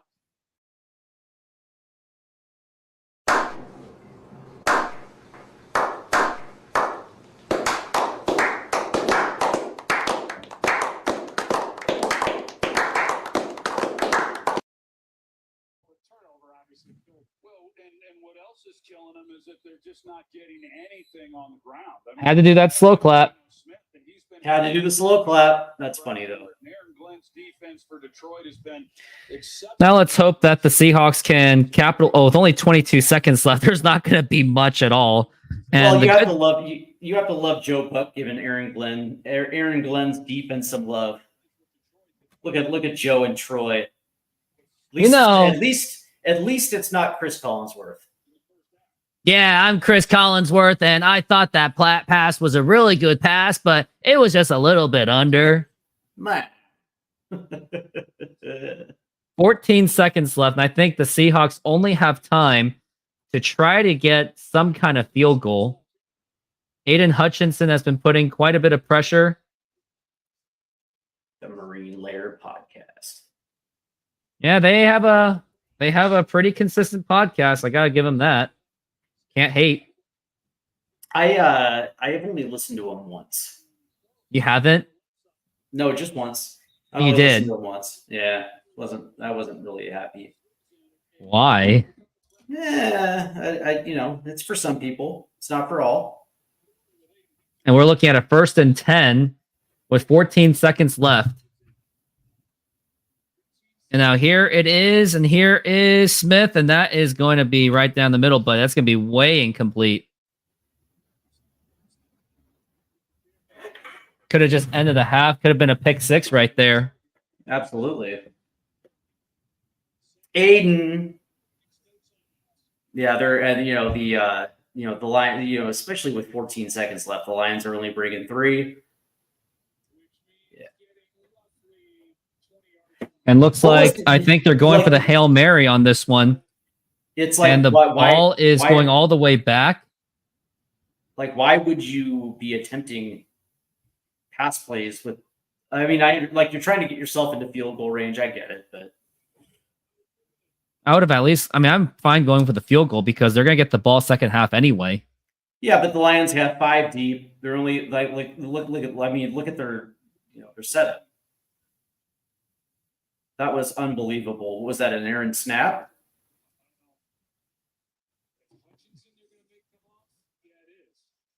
There was some miscommunication going on.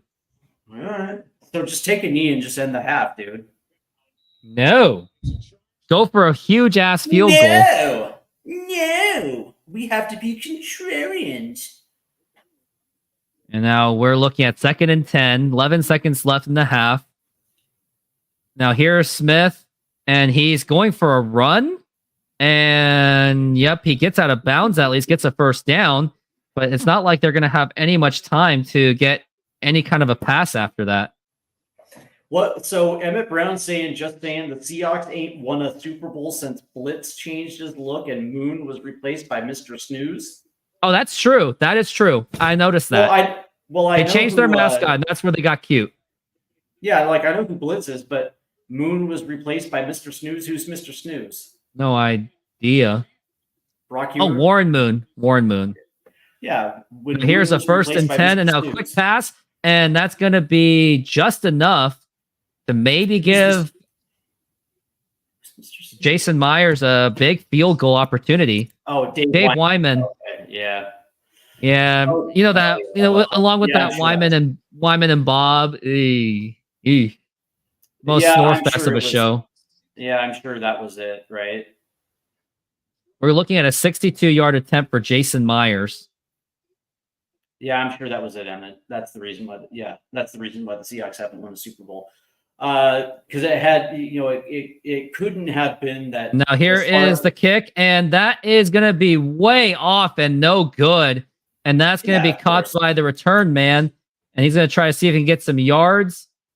And nope, nothing doing. And that was a flag is thrown. Field goal. That was a long field goal, man. It was a long shot. Well, you're in a dome, but he hooked it though. That was definitely a face mask. Oh yeah. Oh yeah, for sure. But yeah, Warren Moon definitely had more excitement with Steve Rabel.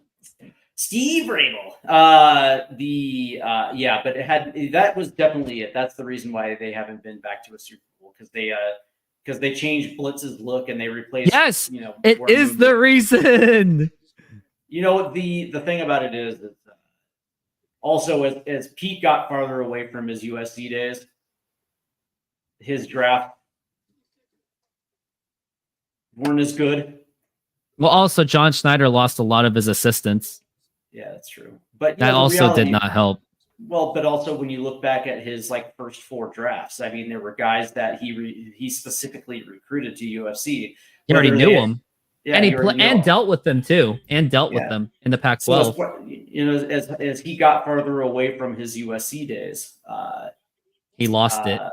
Yeah, I mean, you look at his drafts post 2015. I mean, there was a lot of misses. There were some good picks, but there was a lot of misses. The biggest thing is he tried to replicate the success of 2013, 2014, and it's like you have to let these new players just be themselves.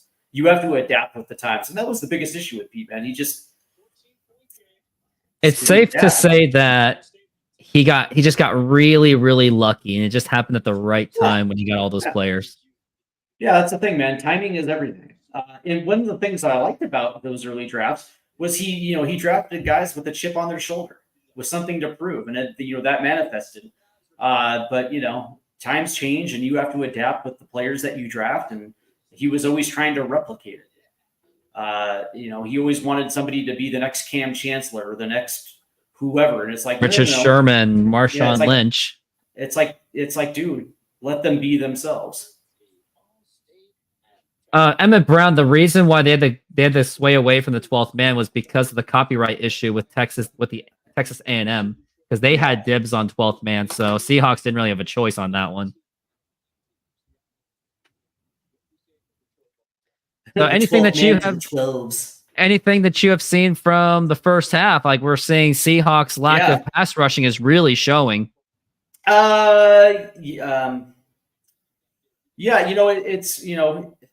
Dude, Jared Goff has been perfect. It's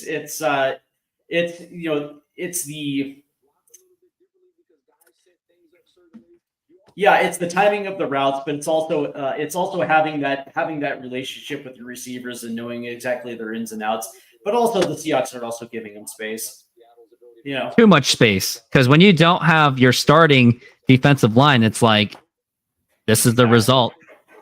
Exactly. And also, Steve, I might as well just say it right now, but Astros have a game tomorrow, and my proposal is 11:32 PDT, Detroit Tigers at Houston Astros. How do you feel about that for a possible live show? I am unavailable tomorrow, sir. Skull emojis. Yeah, skull emojis. Yeah.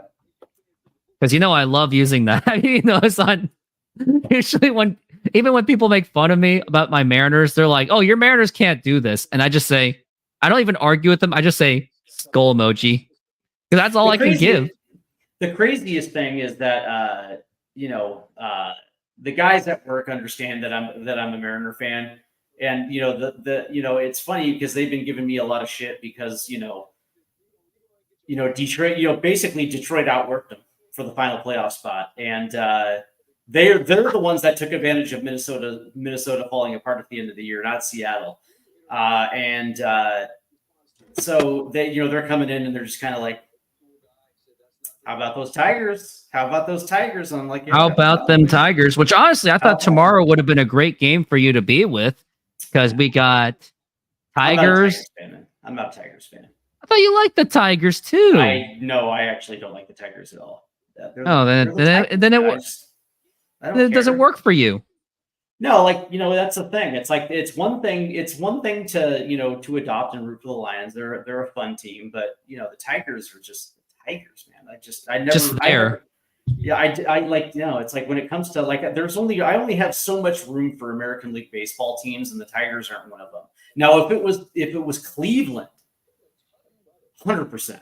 Cleveland Indians has to be Cleveland Indians. Yeah, if it was the A's, I would have time for the A's, but not the Tigers. How do you feel about Sacramento A's? Now, here's my I don't feel anything about it. It's a travesty. It's an absolute travesty what happened in Oakland. And John. The cool thing, though, that the Mariners did, though, they did invite Ricky Henderson for a ceremony of first pitch. They gave him that split jersey. I thought that was cool.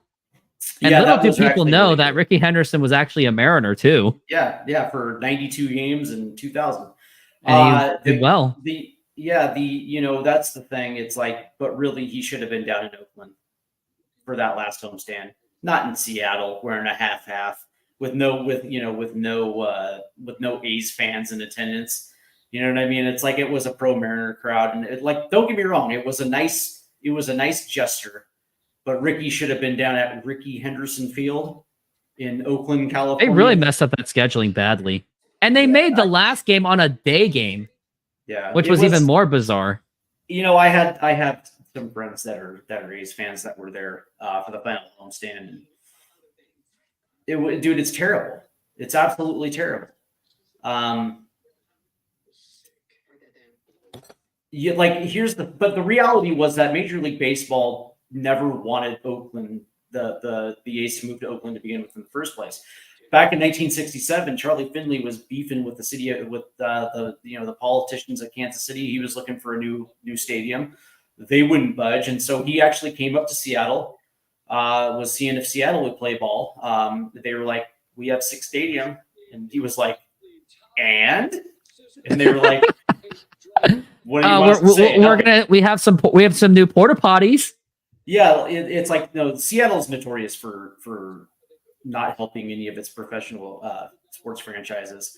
But the other thing is, he also went down to Dallas to see if Dallas was interested, and Oakland was the town that welcomed the A's with open arms. And Oakland, the A's gave Oakland championships in the 70s and the 80s, and that was a very good baseball town, but Major League Baseball hated it because it infringed on the Giants and, did absolutely nothing for Oakland. And Major League Baseball should be ashamed. Its owners should be ashamed for even allowing this to happen. Major League Baseball should have stepped in and said, no, you don't have a stadium plan. There's no stadium plan in Las Vegas. And they're allowing them to play in a AAA stadium for 5 years. 3 years. Yeah, but it's like there's no stadium plan. Like it would make sense if there was a stadium plan in place in Las Vegas, and they're about ready to put shovels into the ground. That would make sense. They're nowhere near that in Las Vegas. Pete Rose was 83 years old. They're giving Oh, I'm getting the... Holy crap, did you see that? I'm getting the Grossi raid. I'm getting Grossi raided. What's that? Have you heard of Tom Grossi? No.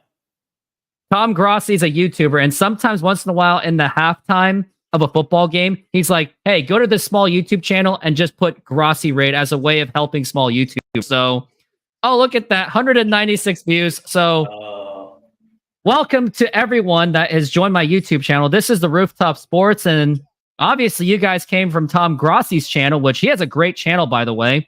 I do cover football myself, and also if you want to help me further, subscribe to my channel and donate to my channel. Use that promo code Rooftop Sports if you're a Green Bay Packers fan, especially.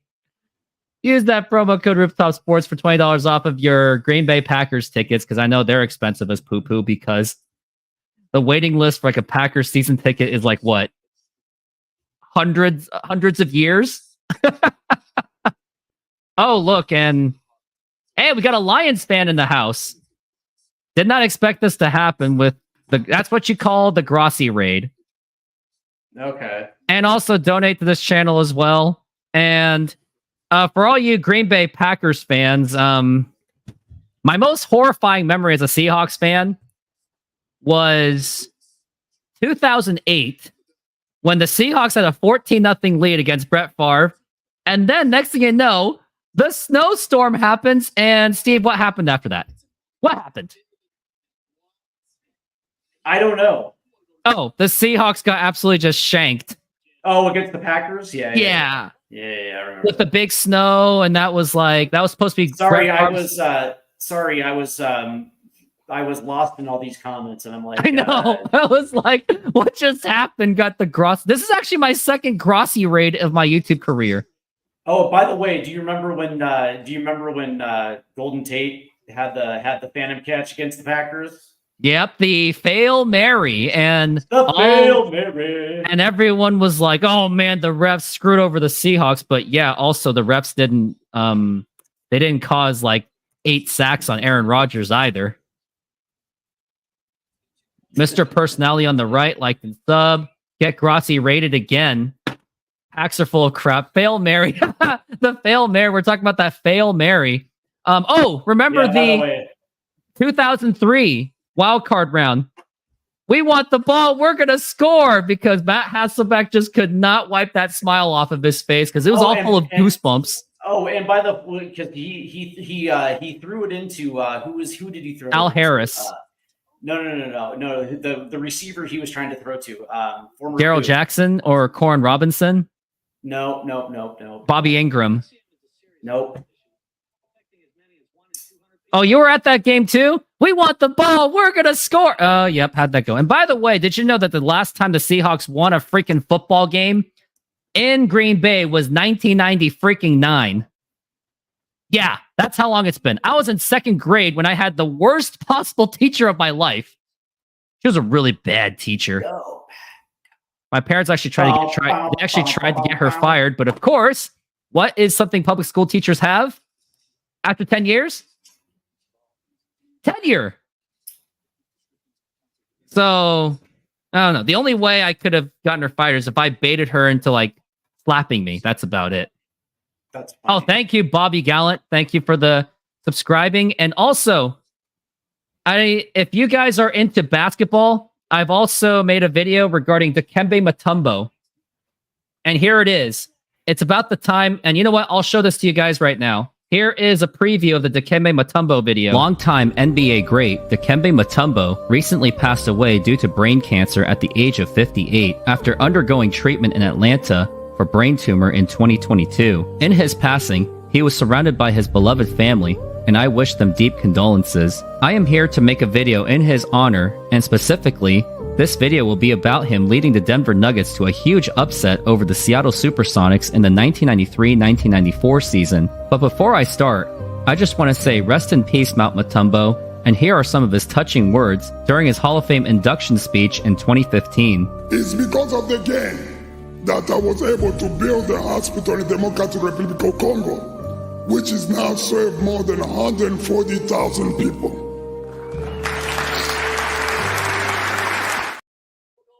Yeah. So by the way, that AFC NFC wildcard game, Matt Hasselbeck was trying to throw the ball to Alex Bannister, and he actually had Daryl Jackson open on the other side of the field. But and Bob Marley was the one that picked it off and took it in for the touchdown. Oh, also, did you know the Packers were also in that wild card game because the Vikings couldn't do their job at the end as well against the Cardinals, the Josh freaking McCown, and that's why Paul Allen had that touchdown. No. Yeah. And also, for all you Tom Grossi fans, as much as I respect Tom Grossi and I have a huge support for his channel, hopefully you guys will actually be a part of my play-by-play and the YouTube growth. And I can't compete with that for now. And now here is going to be a return by the Seahawks, and that is going to be down. That's going to be the 25. You probably should have just touched back that one. Who's Tom Grossi? Tom Grossi is a NFL YouTuber, mostly a Packers fan. He was also NFL Fan of the Year before the Super Bowl last season. And thank you, Bobbert Gallant. And which team do you root for, Bobbert? I'm really interested because we got Steve with the Lions, me with the Seahawks, and now we got a 1st and 10 with 15 minutes left in this quarter because it just started. And here is Geno Smith. And now here's going for the pass. And I mean, the handoff to Kenneth Walker. And he's going to get some yards. And that's going to be about 7 yards. And here we got for a second down. Thank you, Teresa K. And look at all these comments I completely missed. I just couldn't keep up with them. When I get that big on YouTube, I'm going to have that kind of problem of so much comments and stuff. Bobbert Gallant, you're probably a Packers fan, and we're looking at a 2nd and 5 for Geno Smith. Let's go, Lions. No, do not do that to me. No. Let's go, D. Fuck the 2nd and 5, and now here is to Kenneth Walker, and he gets stopped almost immediately. That's probably be a loss of a yard. Oh. So, Bobbert, how do you feel about Jordan Love being injured? I'm sorry that happened, and it happened in the Sao Paulo, Brazil. Which, by the way, I went to Brazil the week after that game. How about that? And Hoffman, you like the Broncos? Sorry that Russell Wilson didn't work out, but thank you for all those first-round picks. I appreciate it. But hey, we're Super Bowl champions in the last 10 years anyway, so it's all good. We got a 3rd and 5. And they got to do something big on this one. And now here is Geno Smith looking for a pass. Now here is the pass, and that's going to be caught by Jackson Smith and Jigba. And that will be caught, but that's going to be 4th and inches. And I wonder if they're just going to go for it. I would just punch it forward. Smith and Jigba. Jackson Smith and Jigba. Yeah. Let's see what we got here. Of course, I'm a play behind. So here we go. Yeah, he's going to be short. It's weird. Yep, they are going for it on 4th down. We got a 4th and 1. Like, I thought they would give him forward momentum because I thought No, I think he was already down. Give it to Kenneth Walker. And Geno Smith, he punches it through, and that's going to be a 1st down. First down. Nathan Shadows, you are, I think you're a Seahawks fan just by the logo. Thank you for joining me. And as you can see, I not only do football, but I do mostly baseball and some basketball. As you can see, I did that Dikembe Mutombo tribute video where he beat up the Sonics in '94 with his 31 blocks in 5 games. That was so cool. That game 5 was so bullshit. It was so bad. As we're looking at a 1st and 10. The Sonics should have won game 4, but whatever. Well, game 4 was the problem. And now here's Kenneth Walker getting bottled up. I actually, when I was making that video and doing research, I realized in game 4, Sean Kemp had 2 free throws to ice game. All he had to do was make literally that. And gave up a 3-pointer to Robert Pack, who doesn't even make 3-pointers. Oh, dude, Robert Pack. Good lord. That guy was an athletic freak. He was like a short Sean Kemp. Yeah, but the Sonics had Now here's Geno Smith, the pass, and that's going to be broken up and intended for DK Metcalf, nearly intercepted. Yeah, the Sonics had two opportunities, and once in the third quarter, once in the fourth quarter, to literally pull away an ice game 4. Robert goddamn Pack. Robert Pack, Mutombo, LaFonso Ellis. Yeah, Khalid El Alamin, I think. Mahmoud Abdul Rahouf. Yeah. Muhammad Abdul now we Rahouf, got 3rd and 8 for Geno Smith. And now here is Smith looking to pass. He has to pass. And now here is the pass to DK, and that's going to be a first down in progress. And also anyone that came from that came as a referral from Tom Grossi, thank you very much for staying on this show. You guys definitely woke me up because, believe it or not, this is the second time I've been Grossi rated. That's what it's called, Grossi rate. He does that to small YouTube channels to help them grow, the small ones. That's like cool. me. That's cool. He's a really cool guy, and he does a lot of charity work too through a show.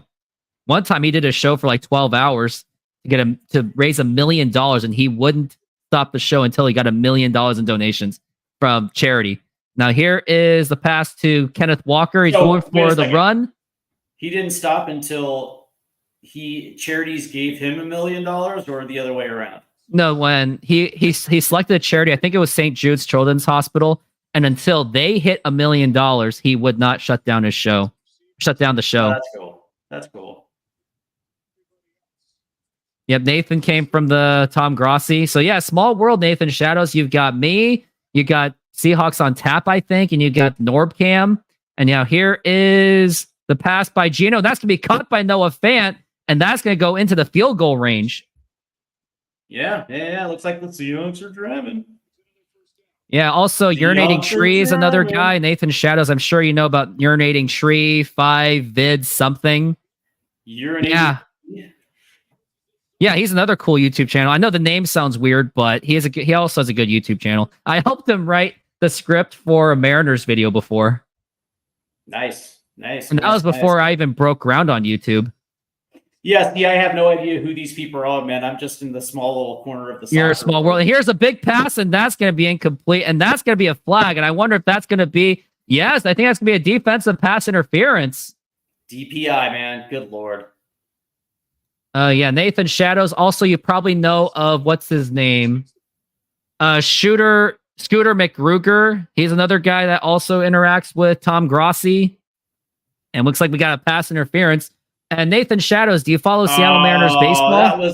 That, my friend, was the biggest load of bullshit PI call I've ever seen. Good Lord. You know what? I got something for you. Oh, boo-hoo. Let me play a sad song for you on the world's smallest violin. This is serious. I know. Just for you. Number one bullshit. Number one bullshit. We got a 1st and goal. And now here's Smith oh, no, not a handoff. He's going for a pass. That's going to be caught by the tight end. And he's going to dive in there for the touchdown. And that is the excellent rookie. By the way, that was excellent coverage by Davis right there. They gifted him that PI. Oh, heartbreaking. Heartbreaking. Do you want me to play it again? I'll play that clip again.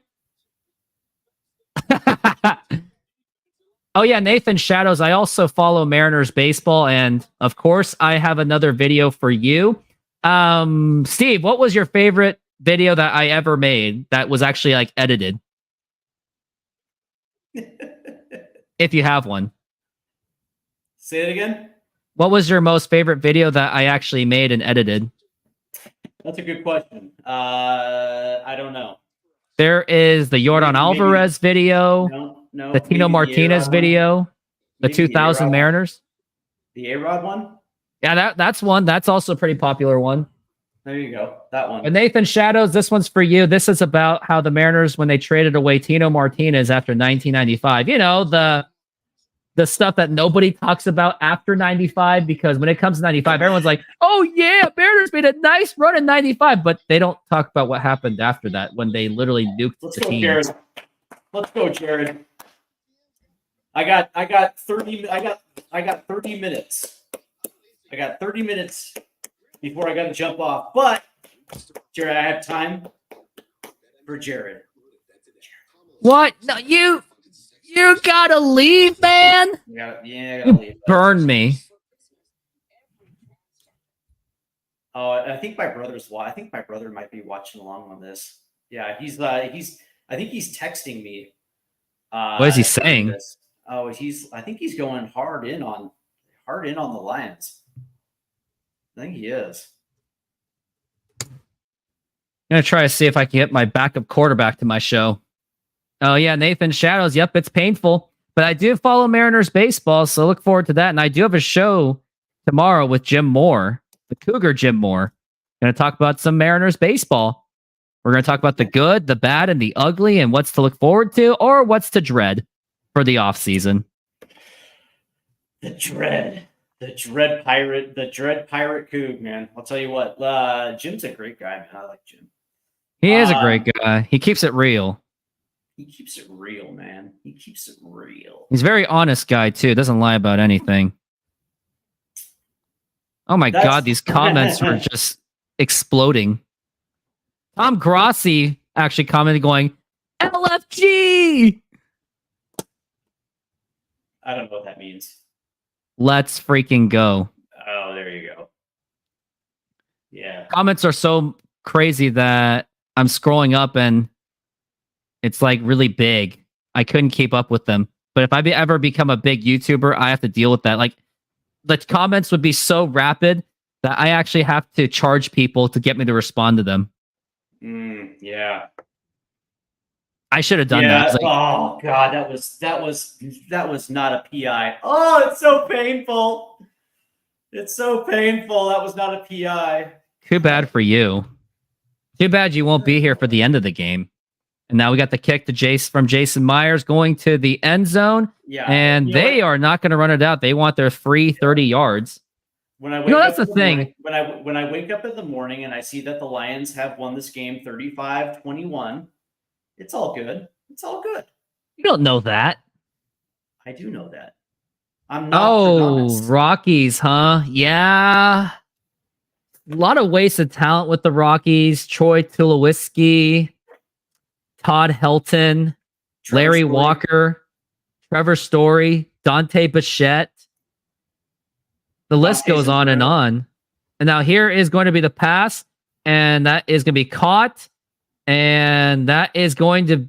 Oh, Montgomery's still up. He's going to get a first down, and he's still running. He breaks tackles, and he's going to the 40, end of the 35. What a run that was by David Montgomery. He broke several tackles, and he escaped.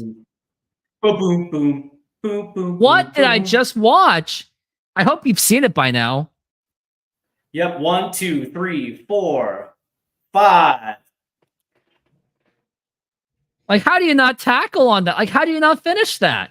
Ooh, that was a missed tackle extraordinaire. How about David Montgomery? And the Lions are responding just like that. Momentum? Not in Detroit, baby. Not in That's exactly what I needed. And now here is a handoff to Montgomery. He gets bottled up this time. Not in the Motor City, baby. Yes, we're going to bring back this game. Will set the precedent on one day you guys will suffer the year of 2008 when Dan Orlovsky ran for a safety when he was chased by Jared Allen. Dude, this is payback, homie. For the last 2 years of bullshit results at Ford Field. It's payback, baby. Now here's Jared Goff. He's getting out of the pocket. Here's the pass, and that's going to be caught. And it's going to be another first down. I can't believe what I'm seeing. And he is almost going to be there for a touchdown. Almost there. Now they're at the goal line. I'm bringing sexy back. Yeah. Let's go, Lions. So you're going to torment me by saying, go Lions, and saying that's okay. Ouch. Yeah, dude. It hurts. Right. By the way, man, Ryan Gosling always brings sexy back. He's sexy personified. What about Ryan Gosling from... La La Land? Didn't see it. Oh. Don't watch it. I don't watch movies, bud. Oh, that's fair. And we got a first and goal. Unless they're old Kevin Costner baseball movies, then yes, I will watch them. And now here is a handoff, the toss to David Montgomery, and he's not going to have much room. My favorite of the Kevin Costner was Bull Durham. Hey, why are you shaking me off? I just want to bring the heat. I want to show my authority. You want to show your what? You know, this guy's a first ball fastball hitter, but he ain't seen my heat. All right, mate. Give him the heat. Fastball. Wait, how did you know that I was hitting a fast? I pitched the fastball. I told him. Now actually mix up your pitches. That's funny. My brother just texted and said, fuck, the Lions are good. Yeah, they're good. We knew this was coming. We got a second and goal, and that's going to be Amon St. Brown. He's going for a pass, and that's going to be caught by Jared Goff, and that's going to be a passing touchdown to Jared Goff, and the Lions have just extended their lead. Let's go, Detroit. That hurts. And the only good thing out of it is it helped my fantasy football team. Yeah, they ran the old little, they ran that little trickery right there, man. The old annexation of Puerto Rico for all you little Giants fans. Yeah.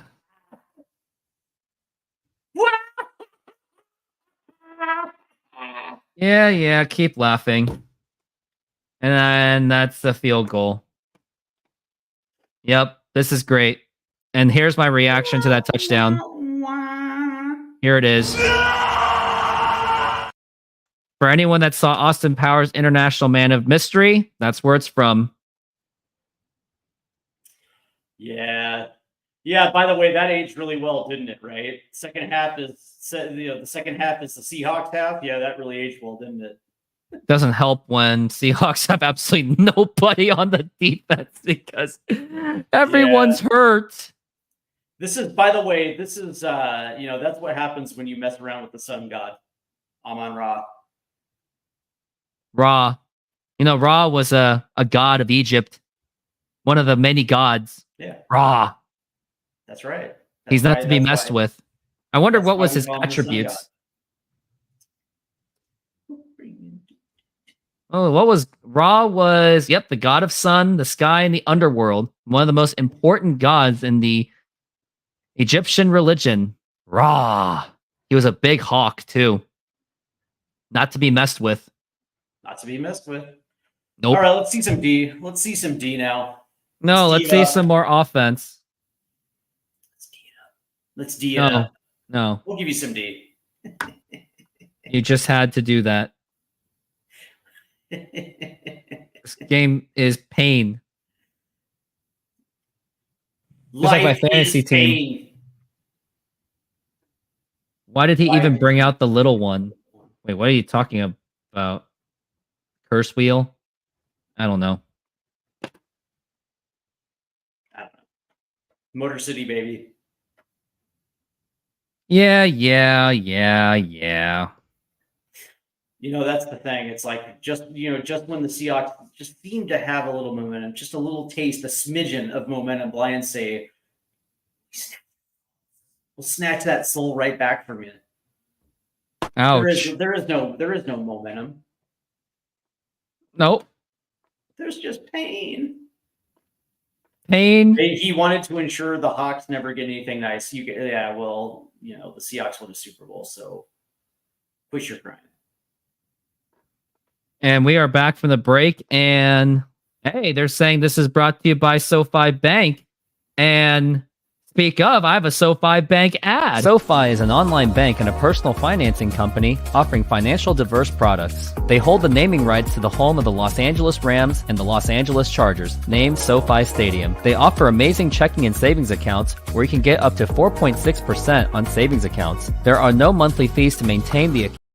All right, kickoff is going on, and that's going to go to the end zone for a touchback. And use my promo code RoofTopSports if you want to invest into stocks or if you want a 4.5% interest rate. Description will be in the link. Link will be in description. I had to reverse that. Yeah, that is the goofiest kickoff I've ever seen. But it's out of the end zone, so Miami is getting absolutely just beaten up badly. As we are looking at a 1st and 10 It is now a 2-possession game. Yeah. And it was only because of Dave Montgomery. That was it. Because the Seahawks couldn't tackle. They couldn't finish the tackle. As we were looking at the 1st and 10, 6 minutes, 7 minutes left in this quarter. No, they couldn't.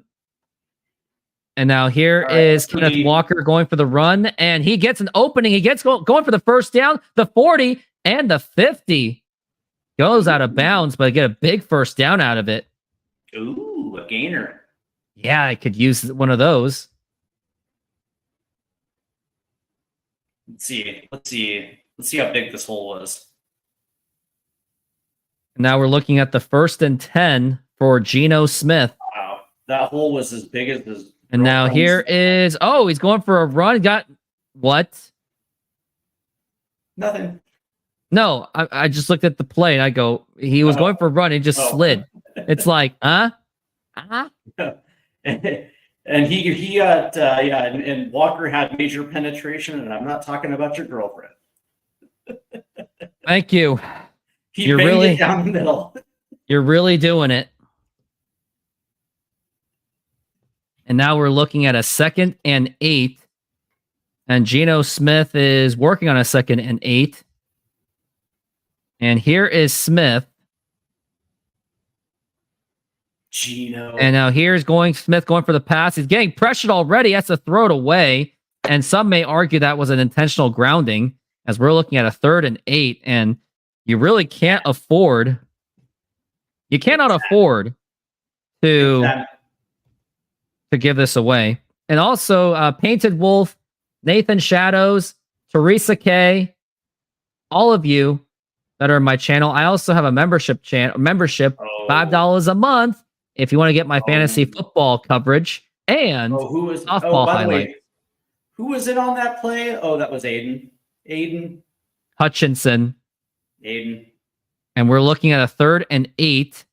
5 minutes left in this quarter. Here is Smith looking to pass, getting overwhelmed. He's trying to break out of the sack, and he's going for a big pass, and that is caught by Jackson Smith and Jigba, and he will go down, and we are looking at the 1st down into field goal range.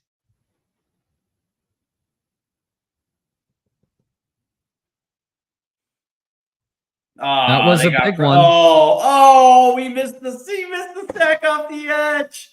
Ha ha ha ha. I needed that. And now we're looking at 1st and 10.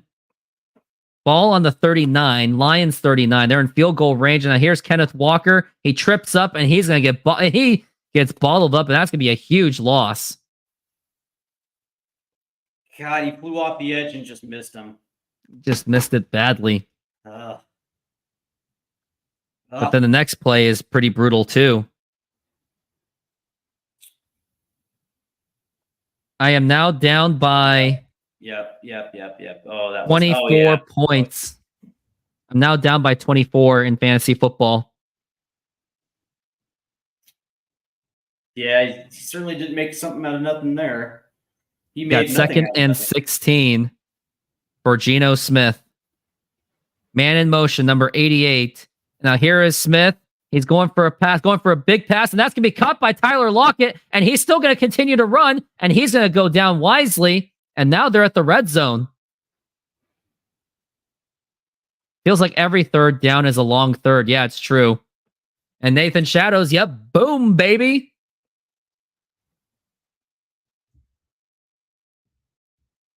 Unreal. Now we got 1st and 10, and now here is Smith.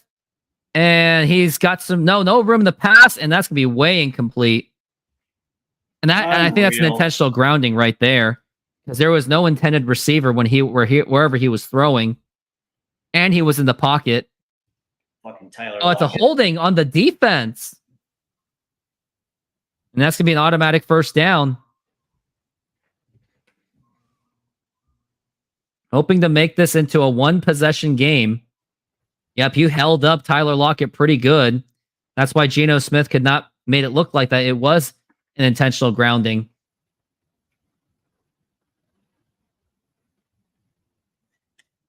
Major bullshit. And now we got a 1st and 10. And now here is Smith, fake handoff. And now here is a pass. And that's going to be caught by Jake Bobo. And that's going to be a 1st down. 1st and goal.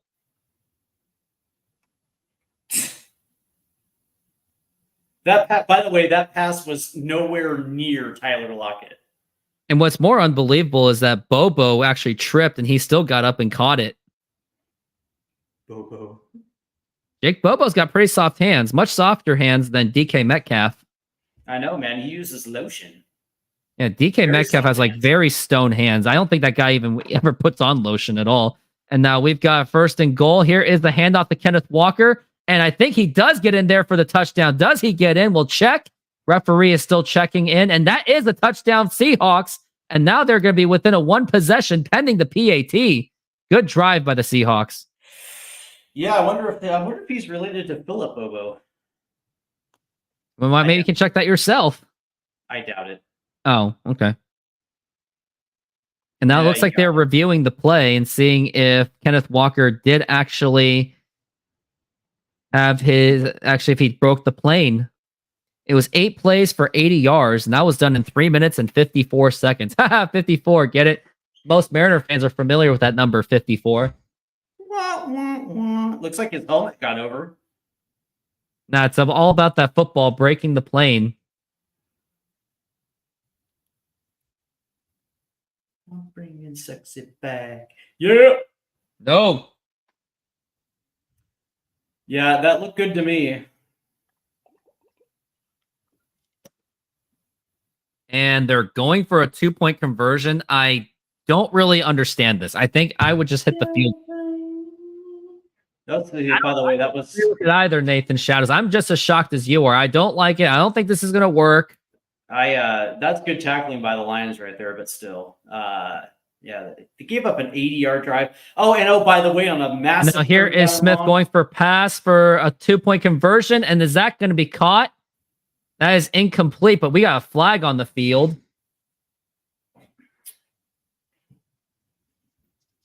Pass interference against Detroit, but I would just hit the field goal. Just take the extra point.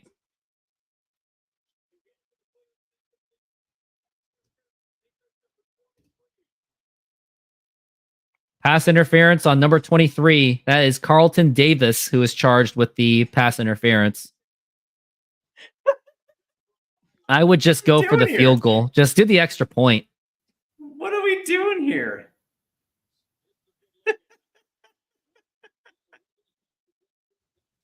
Yeah, take the point and defense learn to tackle. I agree, Teresa.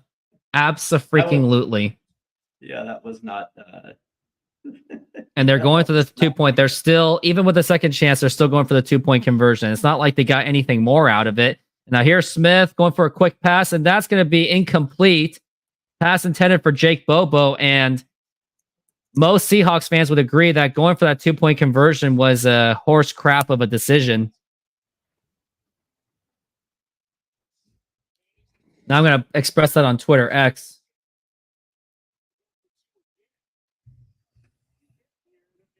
Did not understand the 2-point attempt. Take the point.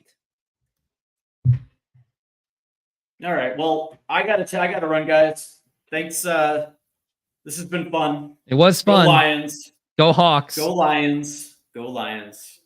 Go Cougs. Have a great night, guys. Good night. Thank you for being here, Steve. And here we are. So I am flying solo, and unless I can get one more person onto my show.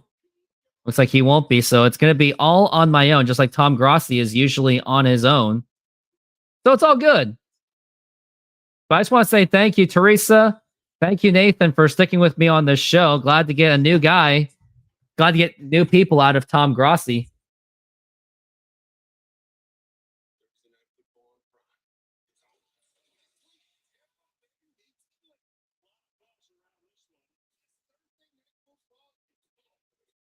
Oh, yeah, let me finish that commercial.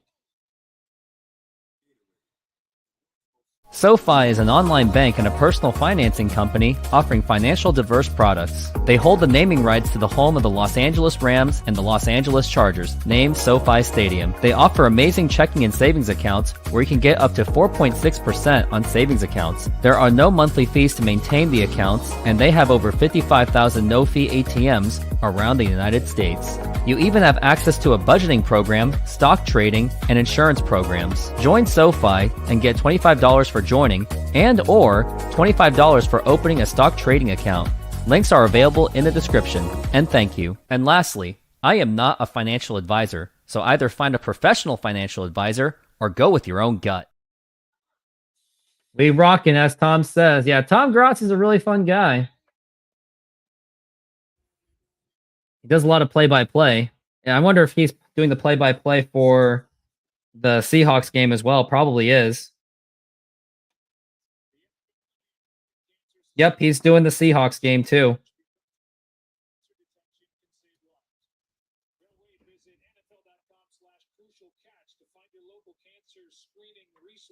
And we are back from the break, and the Seahawks are down by 8, unfortunately.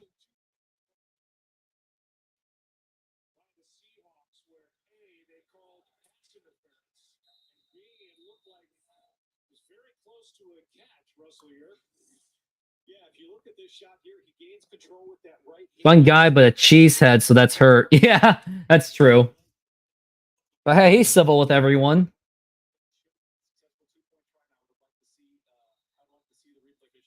Oh, wow, that should have been a successful two-point conversion. Wow.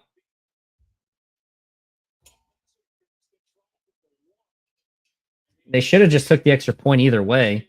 Now here's a 1st and 10. Here's Jared Goff pass intended. That is going to be caught, and he's going to go a long way, and he's got nothing following him with the exception of Amon St. Brown, and that's going to be a touchdown. Just one play, and a touchdown's already been done.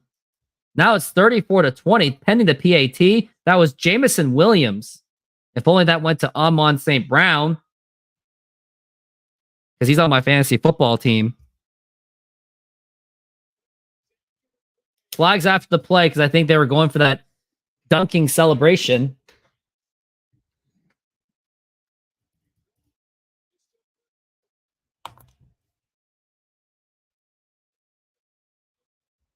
Unsportsmanlike conduct.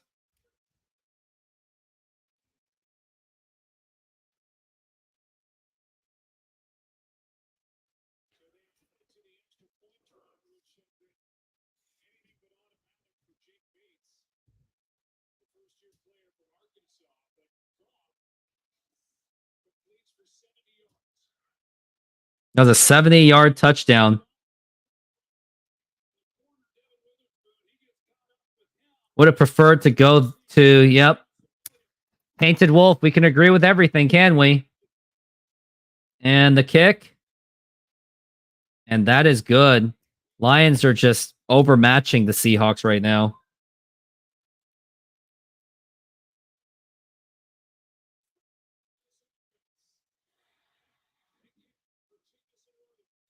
That absolutely is painful. So keys to the game so far. So bad defensive line because Seahawks defensive line was pretty much depleted. I mean, it's not like the offense was a complete disaster all the time. Not taking extra point. And what else was bad about this game? I think that was pretty much it. I mean, bad defense, like bad tackling on Montgomery. And then don't forget that DK fumble. That really didn't help. So really just bad turnovers, bad plays, and a big 70-yard touchdown. Boy, this is not good so far.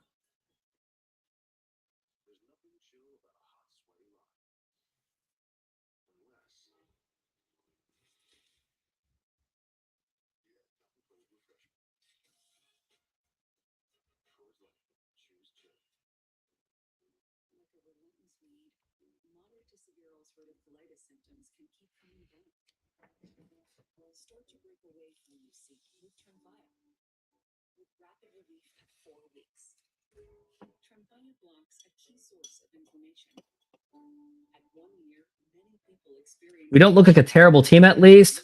5 big injuries on defense, so yeah. Yeah, it's not a big surprise at all. That's why the Lions were heavily favored to win this game. It's a miracle that it's kind of somewhat close and at least a 2-possession game and nothing more than that. And then not going for that 2-point conversion wasn't exactly ideal.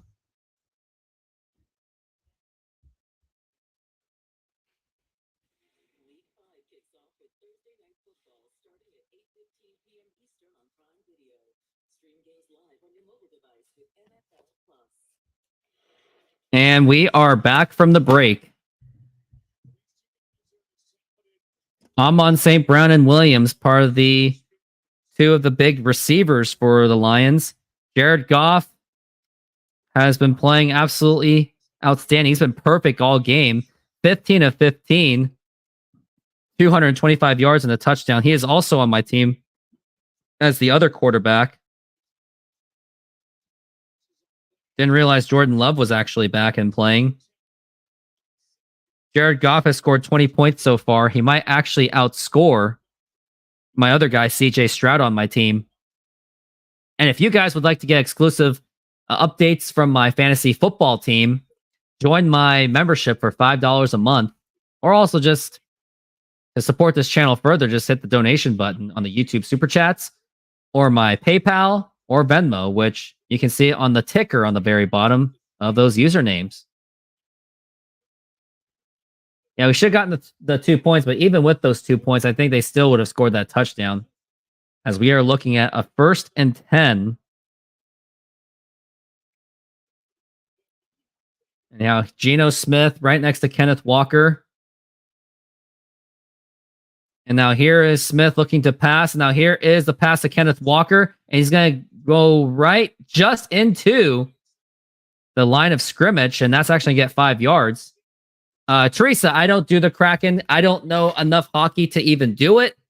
And I do the Seahawks, Sonics if they come back. I have some Sonics nostalgic content. And I also do Mariners baseball mostly. Mariners baseball has actually been the majority of this channel since in the last 2 years. As we're looking at a 2nd and 3. And now here is Smith with no running back. And now he's going for a pass. That's going to be caught by Tyler Lockett.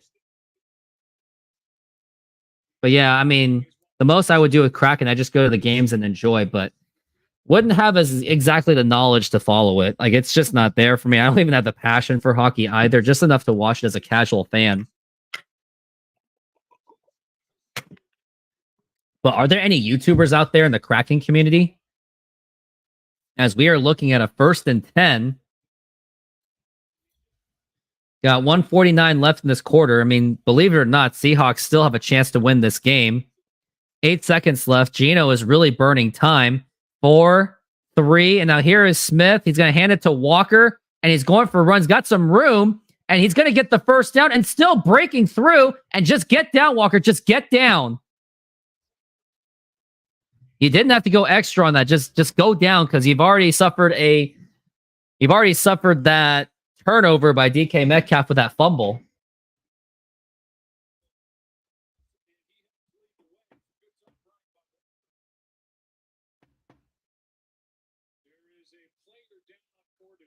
Players down for Detroit. I wonder who that is. Hopefully he's okay and not going to be injured.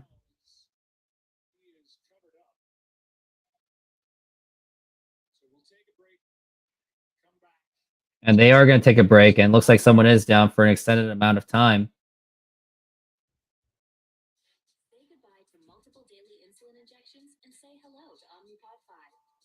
Omnipod 5 integrates with Dexcom G6 to automatically adjust insulin and help protect against highs and lows, day and night. Plus, it's tubeless and waterproof. Take control. SeatGeek is a mobile ticketing app for sporting events, concerts, and other events.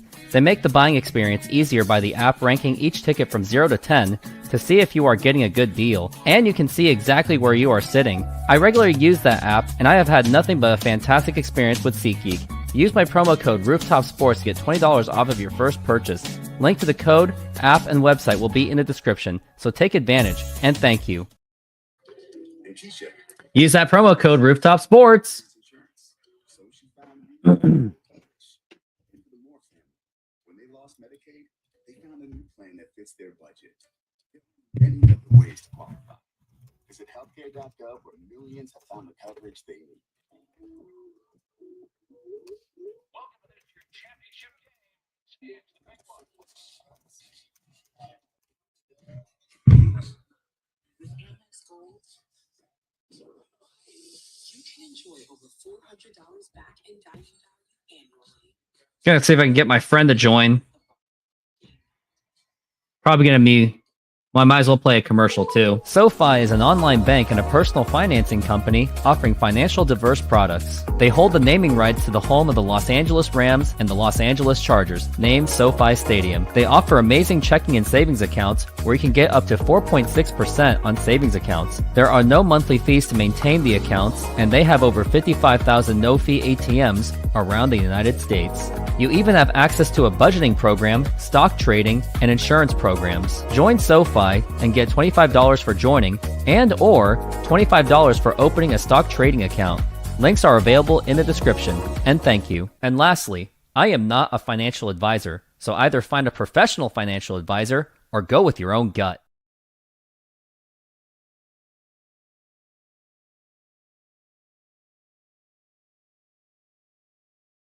And 10.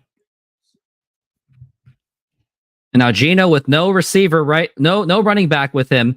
And now here's Gino looking to pass. He's getting bottled up, and he's going to go down with a sack, and the ball is loose.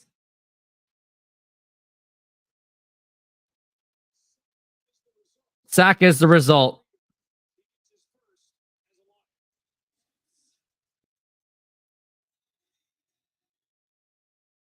Yep, he was already down, unfortunately.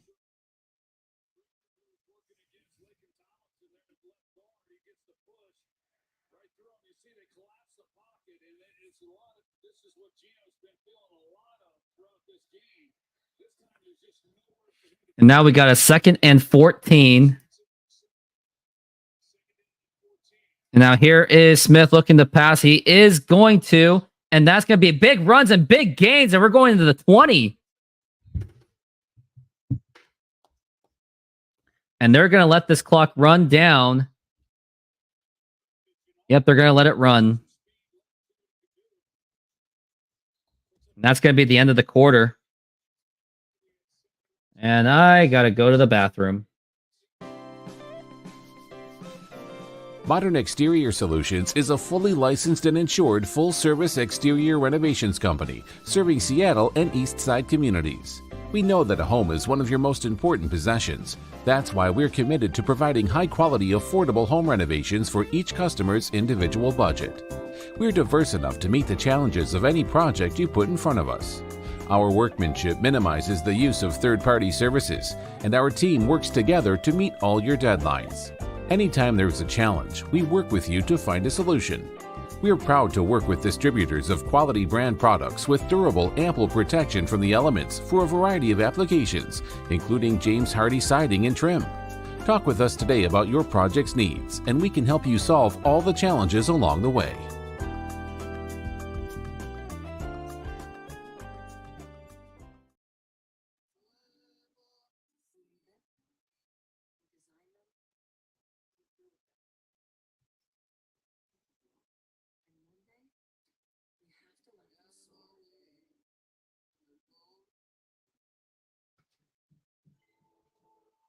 Things don't always go our way, but we do what we can to bounce back.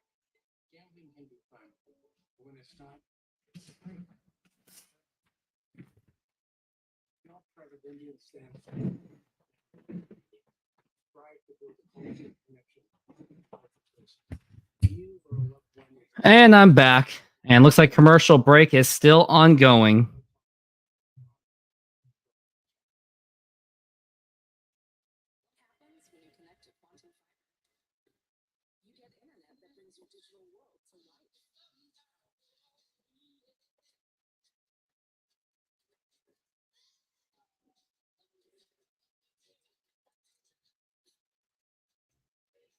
Commercial break is still on the go as we are going into the fourth quarter.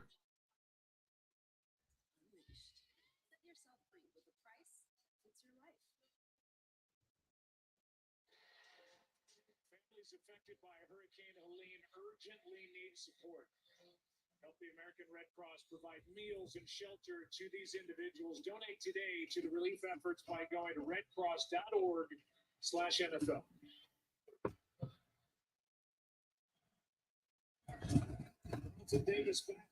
And now here is Geno Smith. And here is Smith looking to pass, and we're at the red zone, and that's going to be way overthrown on. That was intended for Kenneth Walker.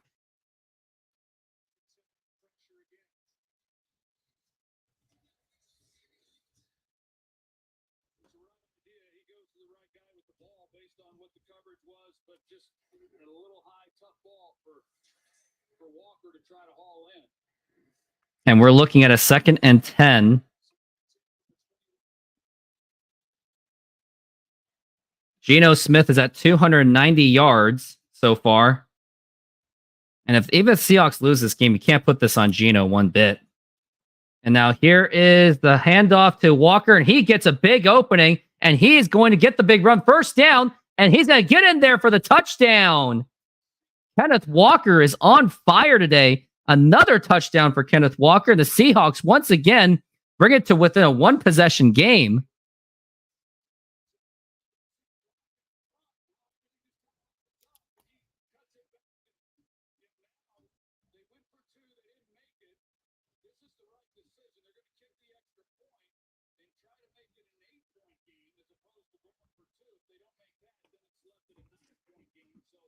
Looks like we got a comment. What do we got here?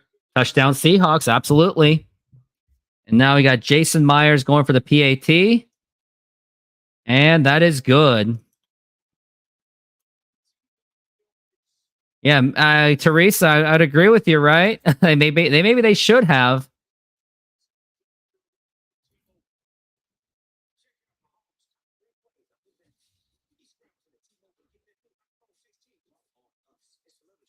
And commercial break is ongoing right now.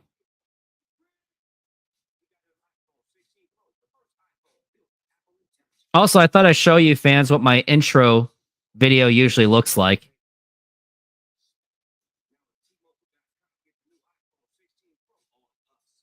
Here it is. Here's what my intro looks like.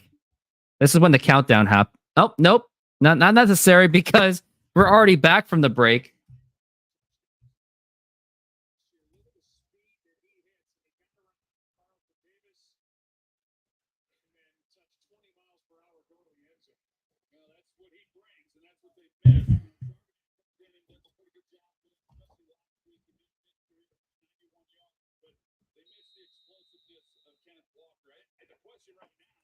Now here's Jason Myers, and he's going to kick it away. And here we go. And it's going to be a touchback for 30 yards. And Seahawks defense has really got to step up. Like, this is going to be on the defense.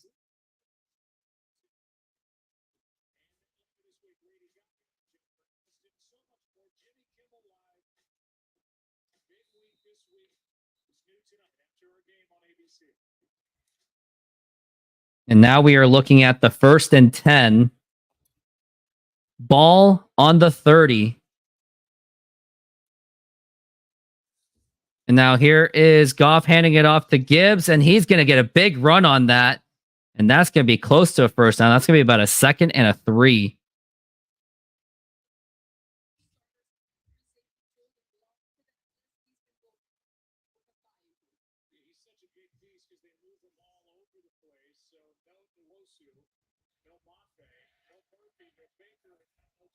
Second and 3 right now.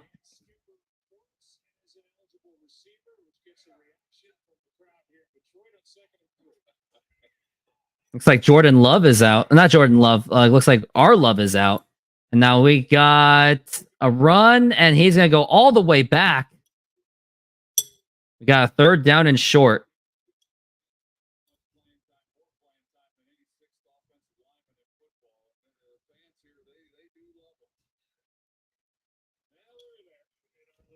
As we are looking at a 3rd and 1.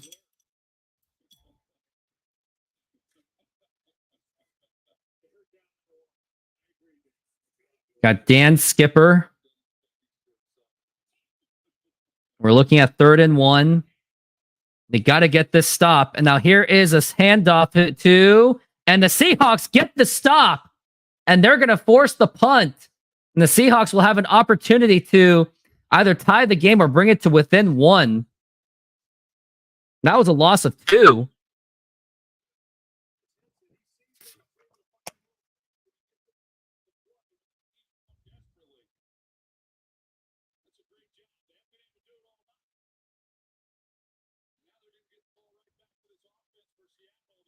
Yep, finally, yes, absolutely, Teresa.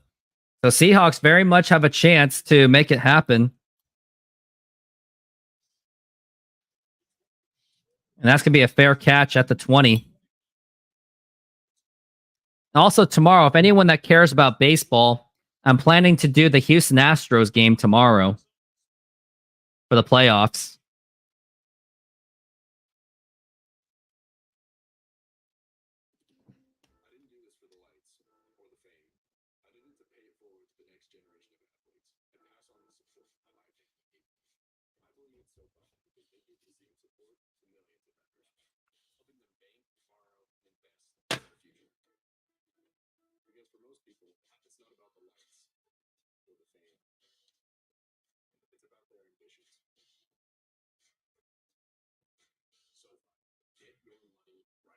Talking about SoFi commercials, huh? Oh, Nathan, F the Astros. How about F ourselves because we blew that 10-game lead? And you know, that 10-game lead was blown up quicker than the 95 Angels did. Wish MLB playoffs weren't during workday. Yeah. But here's my advice to you.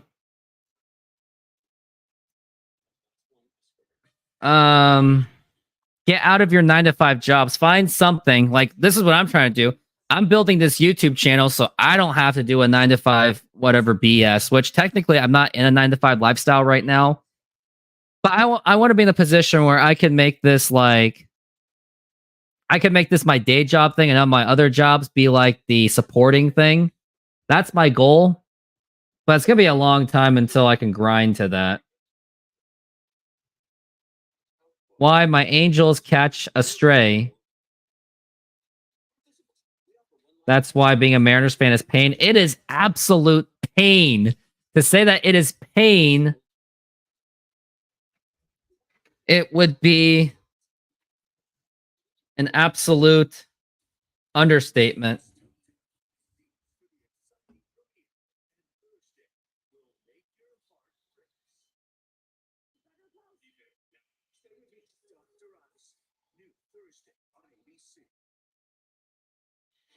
Sunday storylines: Vikings beat the Packers in Green Bay. Darnold 275, 3 touchdowns, 4-0 for the first time since 2016. He's been great. The Ravens beat the Bills last night. Derrick Henry 27 touches, 209 scrimmage yards.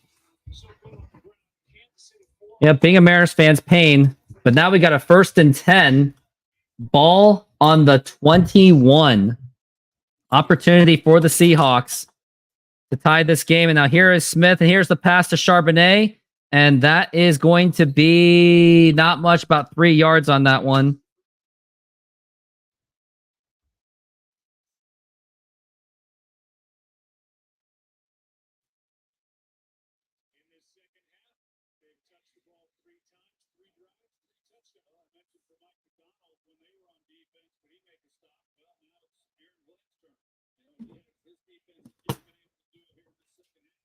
And now we're looking at a 2nd and 7. And now here is Smith. Fake handoff. And now here's the pass to the tight end. That's going to be a first down. Great block by Bobo. And he's going for the jump. And I'm saying just get down. Just get down. Don't get cute. Don't be like DK Metcalf.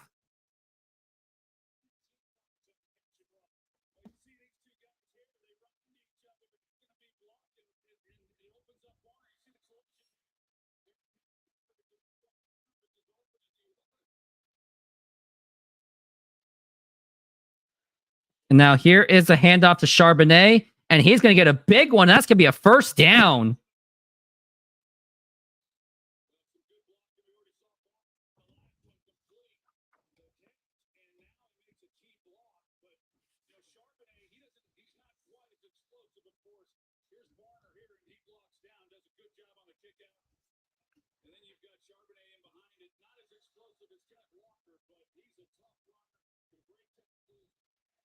Now here's Geno Smith. And now here's a pass, and that's going to be caught by Jackson Smith and Jigba, and he's going to get a big one. And that's going to be close to a first down. Do a Tyler Lockett. Get down and stay healthy. That's exactly what the Seahawks should be doing. Oh, man. F the Astros. Here's the ironic thing, though. I actually have a pretty big Astro fan base because for whatever reason, I made a video about Yordan Alvarez, and it was like connected to the Mariners, and somehow that blew up my channel. I don't know why, but it's whatever. So I'm just going with the audience. Not because I like the Astros, it's just because of the audience. And here's the 2nd and 2. And we're looking at a man in motion here. Charbonnet should be a first down, and he's going to get that first down.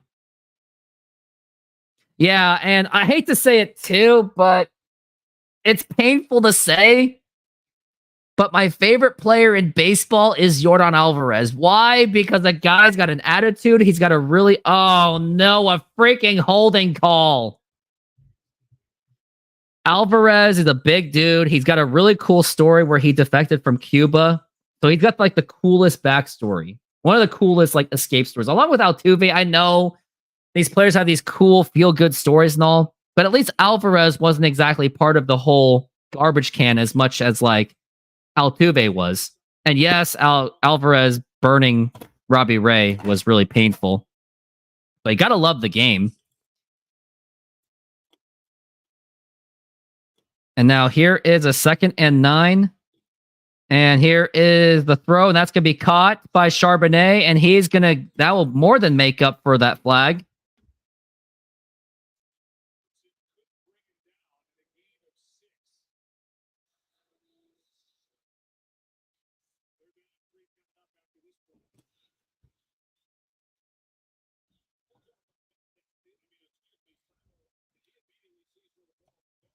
And now we're looking at a 3rd and 3, and the Seahawks have to get this.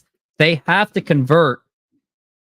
I mean, they can go for the field goal, I guess. I guess I'm okay with that with the given amount of time, but the defense will have to step up again. And we're looking at a 3rd and 3.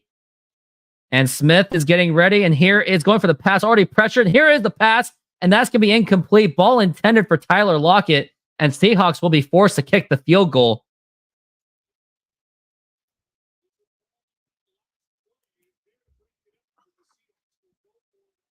Seahawks will go for it on 4th down. I disagree. I'd go for the field goal. Maybe it's a long kick, but I'm not fond of the idea of going for it on 4th down. Seahawks are playing a little bit too aggressively, in my opinion. This is not looking good. I don't like this idea. And now here is Smith looking to pass, and that's going to be intended for Smith and Jigba, and that's going to be caught, but we got a flag. And looks like that's on the defense.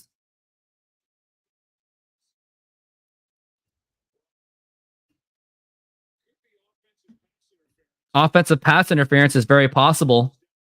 That means you're forced to kick the field goal.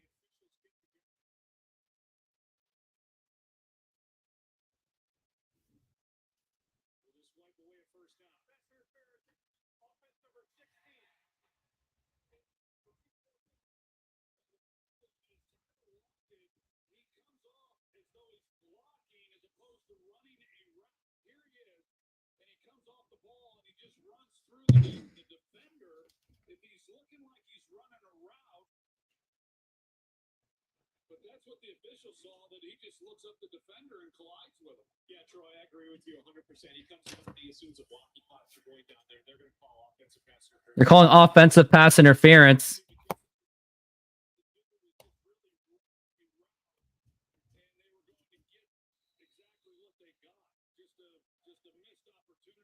And they're going to punt. Tragic. That's why I said you should have kicked the field goal. And another flag.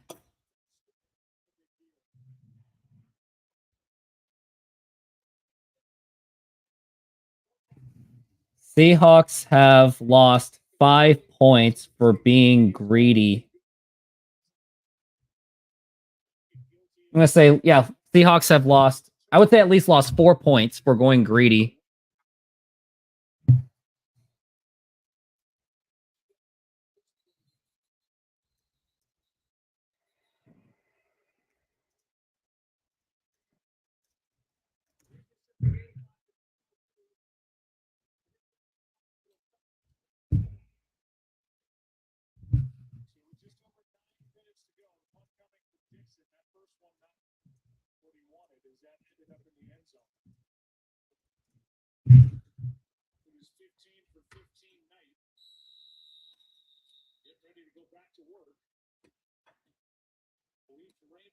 And we're looking at a 4th and 18, and Seahawks have just completely lost it.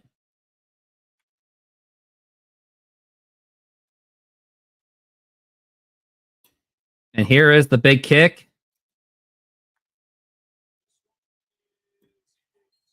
I wonder if that should be a flag because there was maybe something. Nope, no flag happening on that one. Yeah, I know. They should have just went for the field goal. I would have been willing to risk a long field goal. And that beautiful drive was just done for nothing, unfortunately speaking. So the Seahawks defense is going to have to step up again.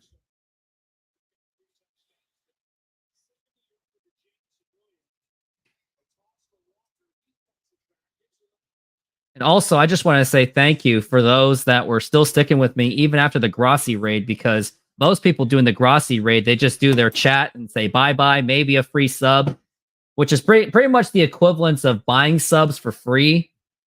So I'm all about that grind and not just depending on Tom Grossi, because I'm sure he's got other ones to cater for. And that's going to be caught, and that is going to the 50.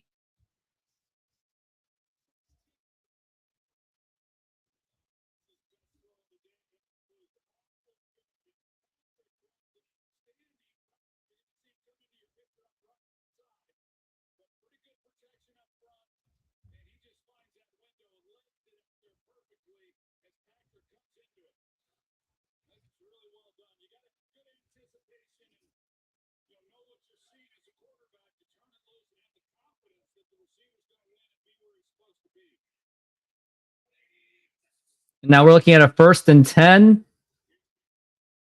And that's going to be tackled.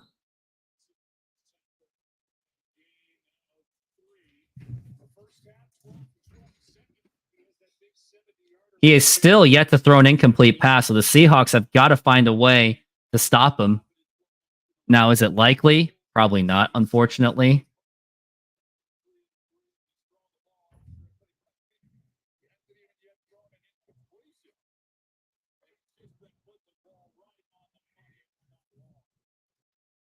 And now here's a 2nd and 7, and that's going to be Gibbs, and that's going to be a 1st down.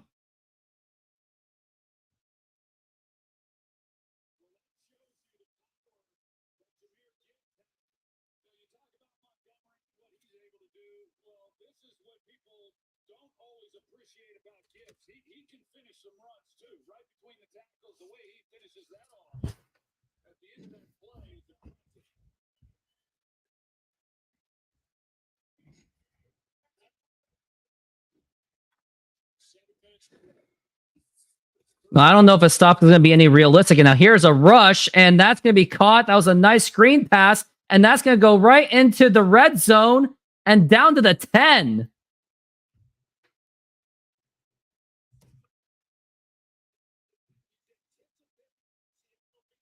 It's not like even if you score, you're not going to win because at best you're going to tie that. And that was a huge screen pass to the tight end.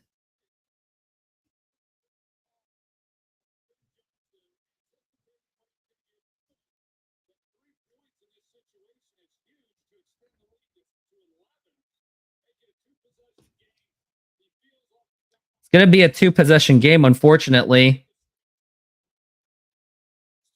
And now here's a 1st and goal. And now here is a pass, and that is going to be incomplete. And we got a flag flying.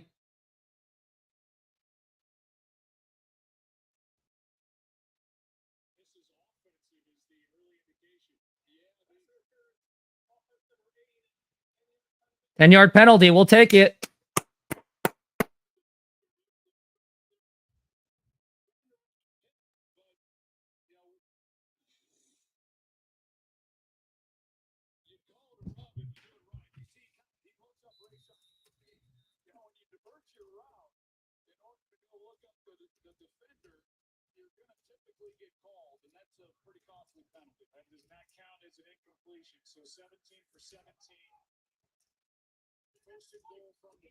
And now here's a 1st and goal.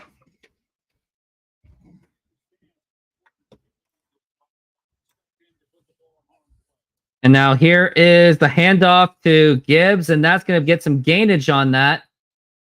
And that's going to be about a few yards on there. It's going to be about a 2nd and goal. Seahawks have got to find a way to either sack or force some kind of penalty. Maybe do some kind of like provoking action or something.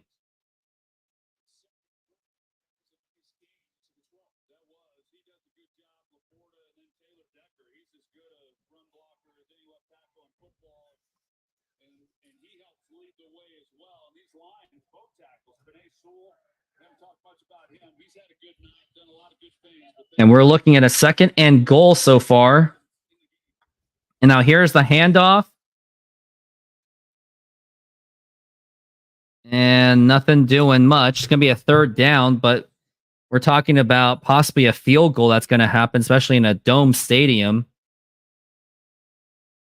And so much time is being burned off. Like, if you're the Seahawks offense after this, no matter what happens, you have to throw downfield. Like, if you're Geno, you have to go for volume.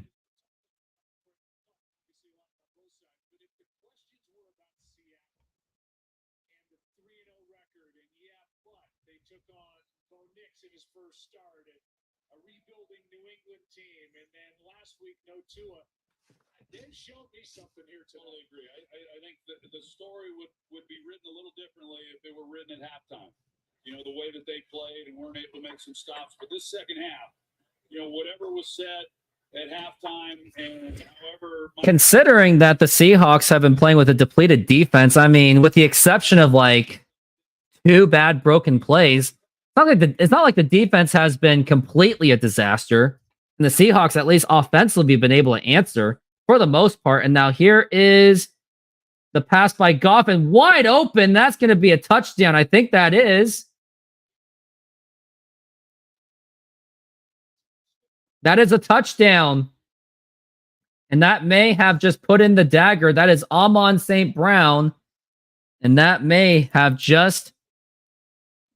just be the dagger. Yep, he was right there, wide open. Just absolute broken play, broken defense.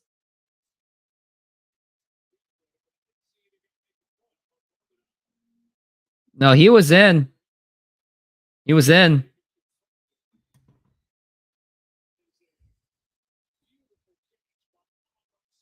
Amon-Ra St. Brown, the Egyptian god. And that's going to be a field goal, and that's in. That's 42 to 27. Seahawks are severely running out of time.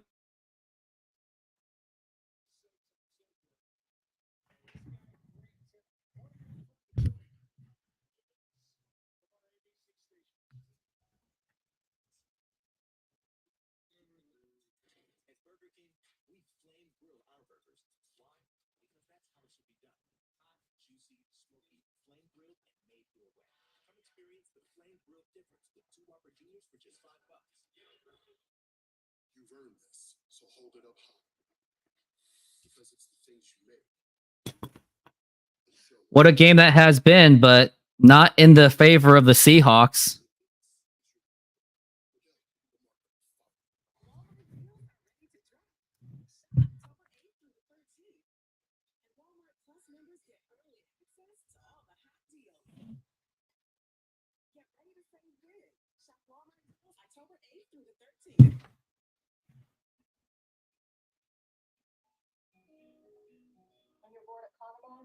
You're born a Steelers fan.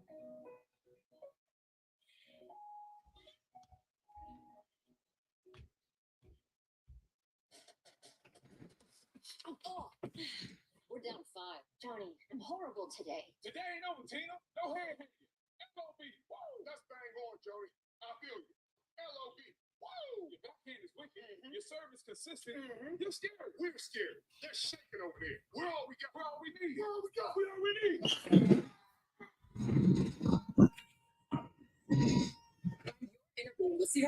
Yeah, this defense is a lot to learn. Even with all the injuries, this is ridiculous. Yeah, even with the injuries, like, you still can't excuse this at all. The only maybe positive thing about this game is that the offense, for the most part, has been pretty decent.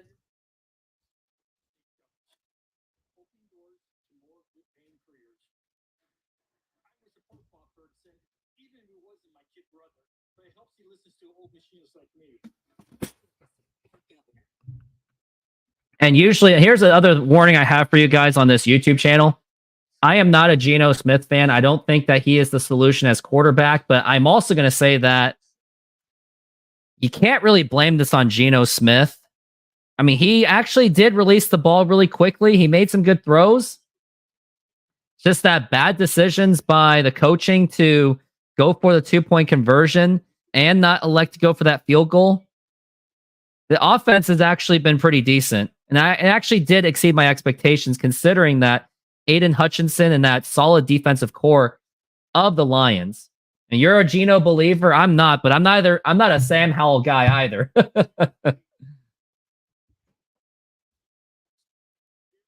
But Nathan Shadows, I definitely appreciate you being on this show. Hopefully you'll enjoy future content from me for many times to come. And take a look at my most recent video, the Dikembe Mutombo video. And now we're looking at the 1st and 10 for Geno Smith, and they got to just throw it down the field. Now here is Smith, and he is going to get sacked. And the ball is out, but luckily recovered by the Seahawks. But again, here's my idea.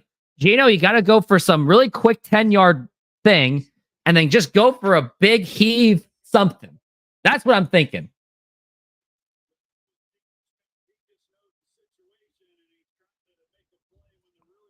And now we're looking at a 2nd and 12. And now here is Smith looking to pass. He's got some time. He's going to throw it to Kenneth Walker, and he's going to get the first down. And again, like, let's do the hurry up offense. And yep, that's what they're going to do.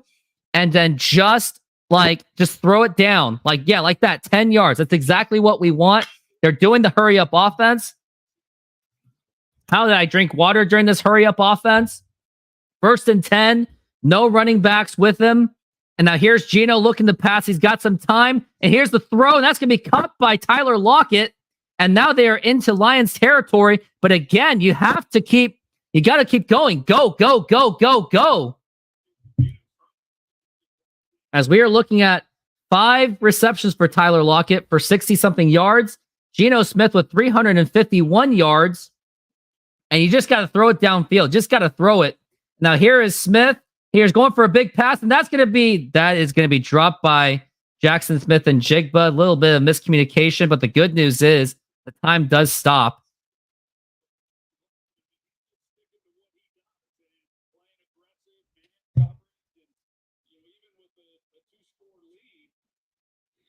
And now we're looking at 2nd and 10. Ball on about the 46. And now here is the 2nd and 10. And now here is the big pass. And that's going to be caught by Noah Fant. And again, you got to keep it going. You got to score well before the 2-minute warning, in my opinion. It's going to be 3rd down.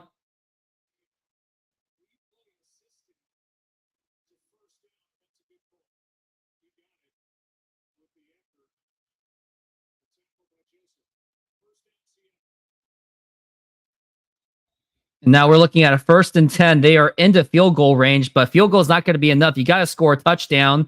Now here is Geno Smith's already overwhelmed, caught by Jackson Smith and Jigba, and literally just laid a finger on him, and he gets tackled already. And again, you can't go with these short plays. You just got to throw it down the field. Faster, Hawks, faster. Teresa, you are absolutely correct. And now we're looking at a 2nd and 6. And now here is Smith. Flag is thrown. Maybe a free play. You just got to throw it down the field. And now here it is throwing down the field. And that's going to be incomplete. Lots of contact on that one. Cannot believe it. Maybe there should have been a pass interference. That's what DK Metcalf wants. And I just realized I don't even need this headset because I'm talking to nobody else. It was an offsides on the defense.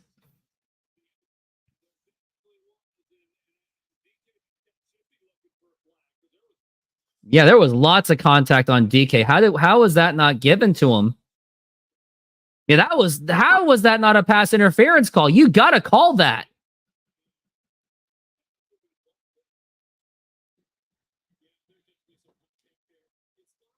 And now we're looking at a 2nd and 1. Geno has just got to throw it down. Got no running backs because there's no reason to. And now here is Geno going for a small pass. Going to be a first down. Get out of bounds, Bobo. And now Seahawks, they've got to score.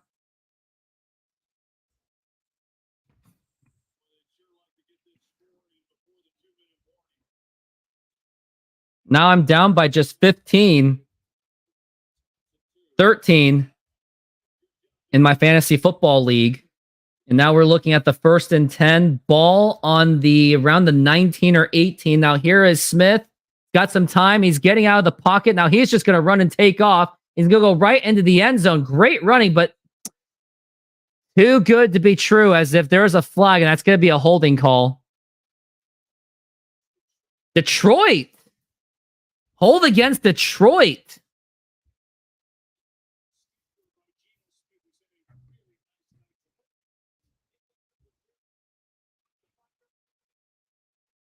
Add it to the end of the run. Just got to go.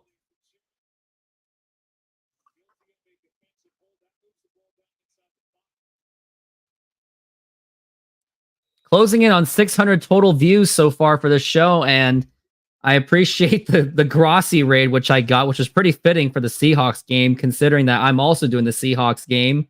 We got a 1st and goal. And now here is Smith. He's going to pass. Now here is the pass, and that's going to be incomplete.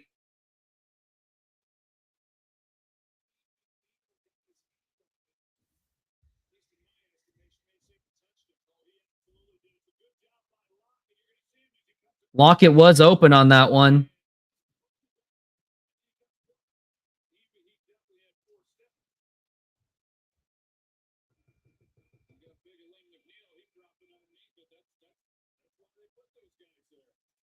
Second and goal. Ball on the goal line, I would say. Pretty much at goal line at this point. 2nd and goal. Here's Smith going to pass. Now here's the pass. That's going to be nearly intercepted. That should have been intercepted. 3rd and goal.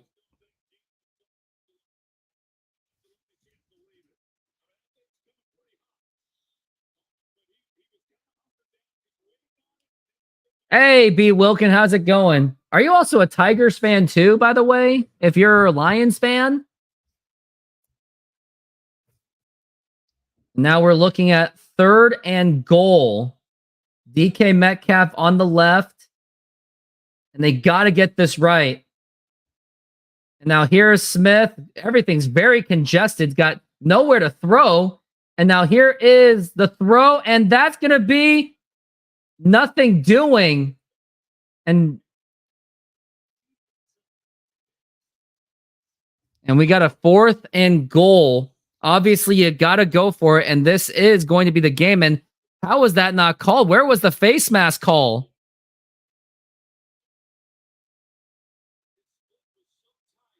Oh, you're a Bengals fan. Yeah, this is it. It is 4th down. And this is the game on the line. This is all it is. And they're going. It wasn't ready for it. And that's going to be dropped, and that's going to be the ball game. It's going to be a turnover on the downs. And it is over indeed. Nathan, thank you very much for being on the show. I really appreciate it. And thank you very much, Tom Grossi, for bringing Nathan over and anybody else that came to the show through Tom Grossi. If only I got some more Seahawks fans, but hey, beggars can't be choosers. That almost should have been a false start.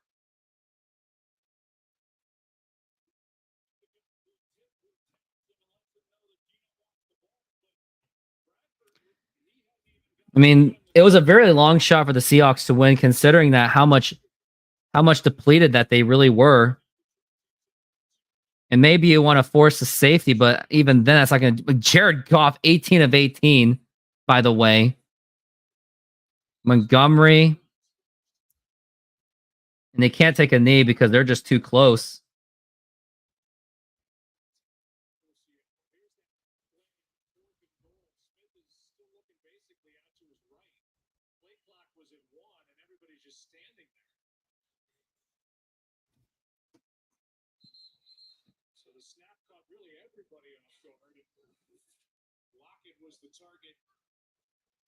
Yeah, we need elite defense. I mean, it looked like there was going to be elite defense, but everyone was injured, unfortunately. And the backups, there was none of that next man up philosophy that we once had. And now here is Jared Goff's got all day to throw. And no, actually he's going to go down, and I think that's going to be a safety. Oh no, just got out of the end zone.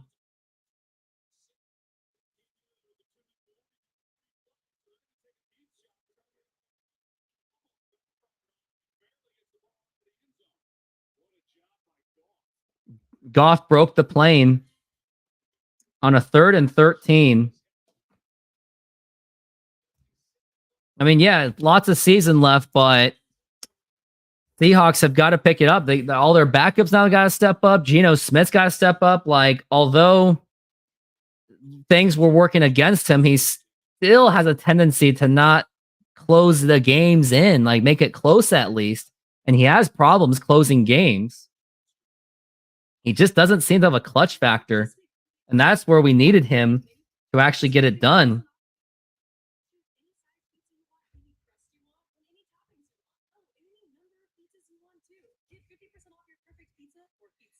This week only at Domino's. Prime Big Deal Days is coming October 8th and 9th with exclusive savings just for Prime members. You'll feel like a big deal. Top deals on electronics, fashion, and more this Prime Big Deal Days, October 8th and 9th.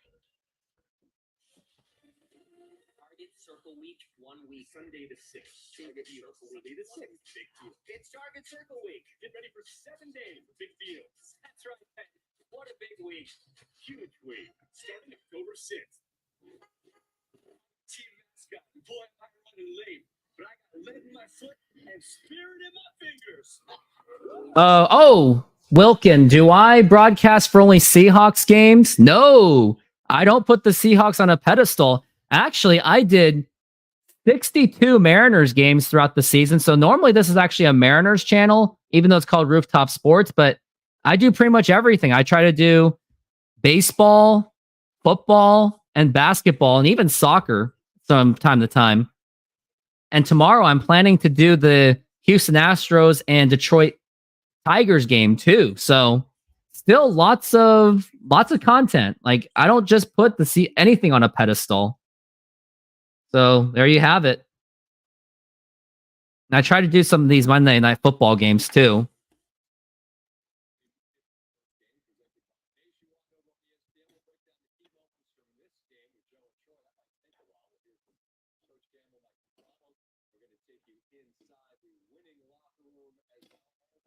Scott Van Pelt, one of the few ESPN guys that are left that we all remembered from our 2000s and 2010s. It's going to be a safety. So I guess surprisingly, Seahawks kind of have a chance. The game's not completely over, Game's still technically not over. So what the Seahawks have to do, they have to run up the field, score, and an onside kick. You like the Astros, B. Wilkin, huh? Well, I'm planning to do the game tomorrow, so tune in for that. And I'm sure that you have subscribed to my channel by now off of the Grossi referral. The Egyptian god, Amon-Ra St. Brown.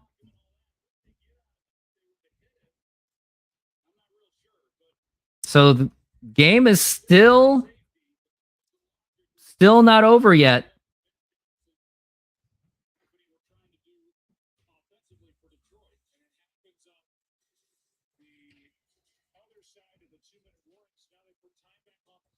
Time is back on the clock. 2:01 left.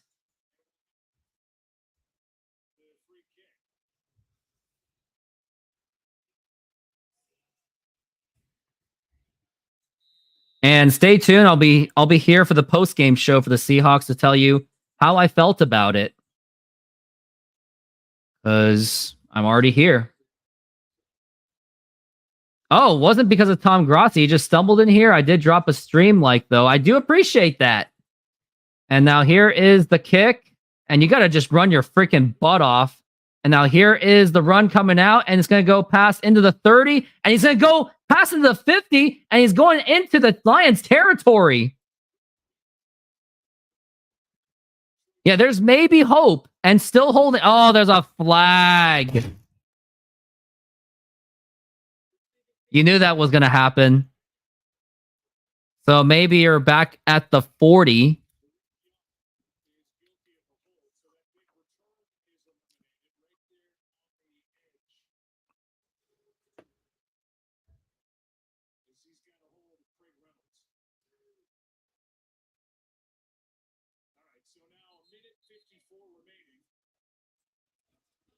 A lot of people need 3 points from DK right here. Yeah, you know what I need? I need a big 50, 60-yard touchdown catch from Jackson Smith and Jigba. That's what I need. Oh, wow. Back to the 20. Not good. 374 yards for Geno Smith. So it's going to be around 400, and that's going to be caught by DK Metcalf. Geno Smith going into his career high of 400s.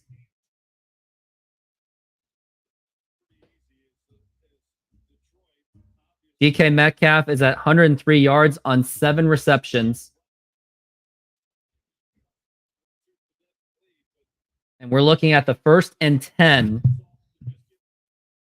We got into the 41 of their own territory. Geno's got to go big on this. He's got Charbonnet right next to him.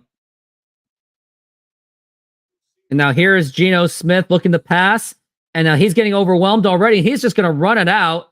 And I don't really like this. That's going to just keep burning time. And the clock is still running. Get up, Geno Smith. And I would either you should spike it or you just got to throw it downfield. Obviously, you got to do the hurry up offense. So much movement going on. So much time has been burned. Should have tried to go out of bounds even though there was no room. And here's the 1st and 10. Clock is going into the 120s. And now here's Geno. He's got to go and already overwhelmed. And he's got to throw it away immediately because they already knew what he was going to do.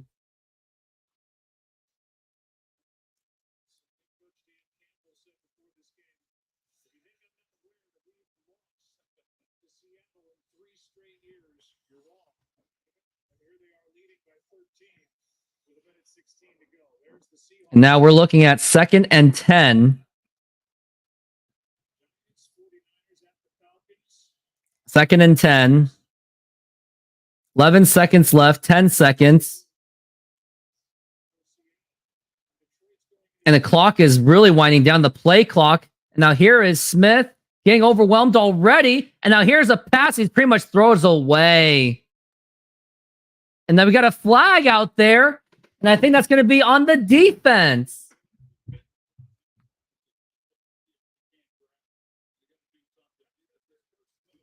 Pass interference on the defense.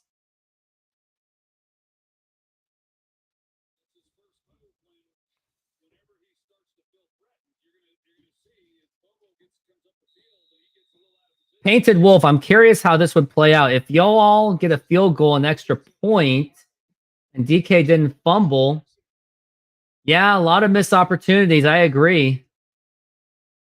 Got a 1st and 10, and I hope you're just going to throw it downfield. Now here's a 1st and 10. Here's Smith already overwhelmed, going for the pass, and that's going to be incomplete. 2nd and 10 so far, and another flag.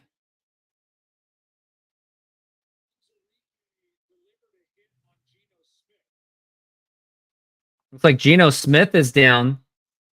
Roughing the passer. 15-yard penalty.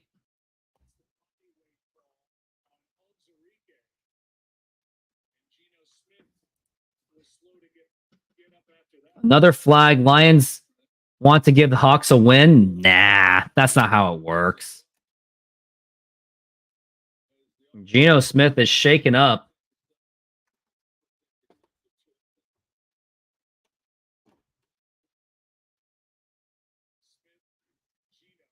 Yeah, we're still on top of the division technically, yes.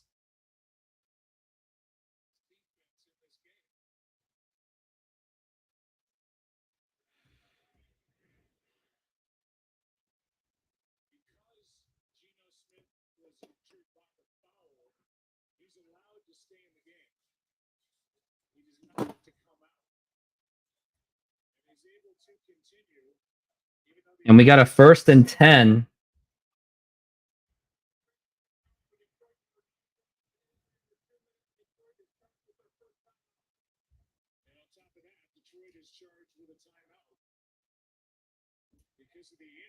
Painted Wolf, who do you cheer for usually?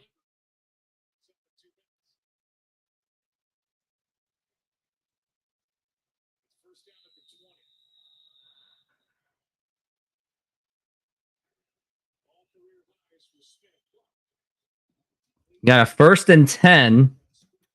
Ball on exactly the 20. Now here is Smith looking to pass, and here is the big pass going home, and that's going to be picked off, and that's going to end the game. 3rd interception of the season, and that's going to do it. And that is the Geno we know. He just can't get it done.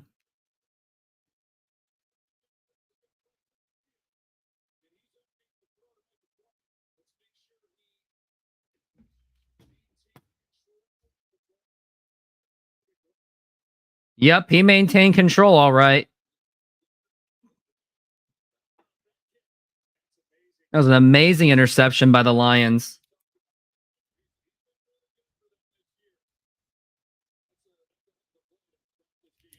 Yep, that's a way to wrap this up, unfortunately.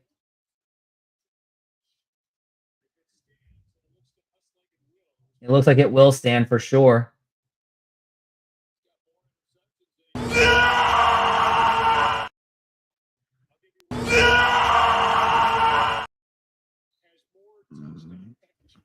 Oh, you're from Louisiana. And thank you, B. Wilkin. I'll see if I'm on the show. I hope I am. But we'll see. And I look forward to it. Hopefully I'm doing the show to cover the Astros game, which will be at 11:32. And we got a 1st and 10. And that is going to do it. And this ball game is going to be over after one more knee done by Jared Goff. Seahawks had every bit of opportunities to win this game, even with the bad defense. And Geno Smith, twice, failed to rise up. Both teams are going to walk out 3-1. So you're still going to be behind the Minnesota Vikings. And that is going to do it. The Seattle Seahawks will fall their first game. They're going to go to 3-1 along with the Lions going 3-1. And that's going to be the end of it. And let me take a quick break. after a word from our sponsor. SoFi is an online bank and a personal financing company offering financial diverse products. They hold the naming rights to the home of the Los Angeles Rams and the Los Angeles Chargers, named SoFi Stadium. They offer amazing checking and savings accounts where you can get up to 4.6% on savings accounts. There are no monthly fees to maintain the accounts, and they have over 55,000 no-fee ATMs around the United States. You even have access to a budgeting program, stock trading, and insurance programs. Join SoFi and get $25 for joining and or $25 for opening a stock trading account. Links are available in the description. And thank you. And lastly, I am not a financial advisor, so either find a professional financial advisor or go with your own gut. So the Seattle Seahawks have just fallen their first game of the season. They have fallen to the Detroit Lions. They now go to 3-1, and of course, they are behind the Minnesota Vikings for the top seed. But the good news is the Seahawks are still in the lead for the division of the NFC West. Now, before we get into this, hit that like button, subscribe, and hit that notification bell, and let's get right into it. So, Seahawks lost to the Lions 42-29. And it seemed that this game was pretty much doomed from the start because the defense was just absolutely depleted. Like, let me see how much this defense was absolutely depleted. And I think I do have the names that were pretty much not available. And I don't really have it, but one of them was Leonard Williams, notably. He was unavailable for today. So that was going to put a strain on the Seahawks defensive line. But I'm checking right now on the Twitter, and here's the injury report. So out were 5 players. Boy Mafe, some other guy can't even pronounce his name, Noah Sue, Jerome Baker, linebacker. All 3 of them were linebackers. Byron Murphy, defensive tackle, and Leonard Williams on the defensive end.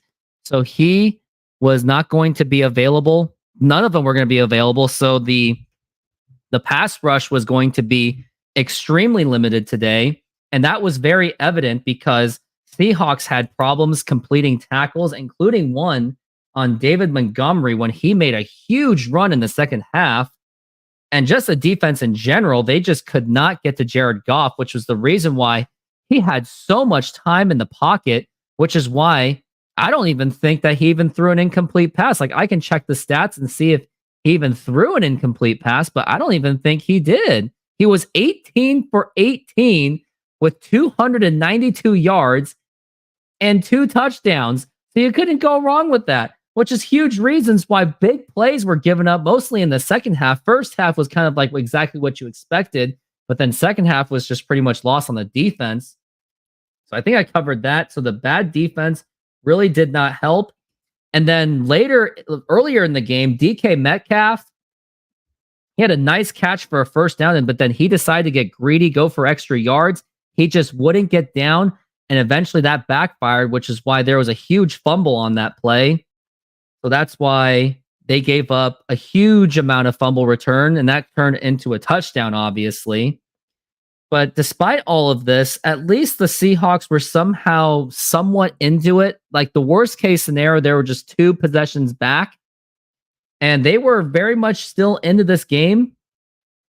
But then, unfortunately, there was a time when the Seahawks scored a touchdown. And this is what I didn't understand, was when they did not go for the 2-point conversion. And when they went for that 2-point conversion, because I was thinking just go for the extra point, because then you would have been just down 21-28 rather than 20-28, because eventually you would have to make up for that 2-point conversion anyway. So I didn't really understand what that 2-point conversion was really about. So the first attempt, DK Metcalf actually caught it, but then there was a pass interference, and they actually considered DK Metcalf out of bounds. But maybe the Seahawks should have tried to challenge it, because he actually had 2 feet on. So maybe that's what Mike McDonald should have taken. So he should have threw that flag. So that could have maybe gotten into, or at least after that pass interference, maybe just go for the field goal. But then the second time they doubled down on it, and they went for that 2 points, and they failed. So that really did not help. So there was that, which I think eventually that next play led to that 70-yard touchdown. Was hoping that went for Amon-Ra St. Brown because he's on my fantasy team. So I would have won had it gone to him.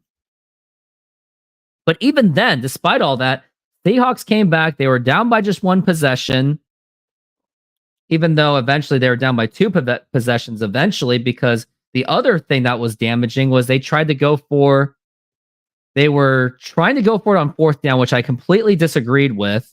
They should have just gone for the field goal. I know, although Jason Myers may have not had that range, but you were in a freaking dome, so maybe you would have should have gone for that field goal. But of course, that didn't happen. And I think eventually that's where the Lions made it into a 2-possession game. And then it gets even worse, where Geno Smith was driving the ball downfield, but then eventually on fourth down at the goal line, he failed to convert. And then there was a time where he had no idea that it was even happening, which I think it should have been a false start anyway. But it didn't matter because Geno Smith could not complete the job and the receivers couldn't get open. But despite that, the Seahawks still had life as they were able to perform a safety on the Lions. So Geno Smith had a chance again, but then so many just insane flags, especially on a punt return, which made them force them to start at their 20. But Geno Smith still drove the field, and he threw the interception at the very end. So what does this mean?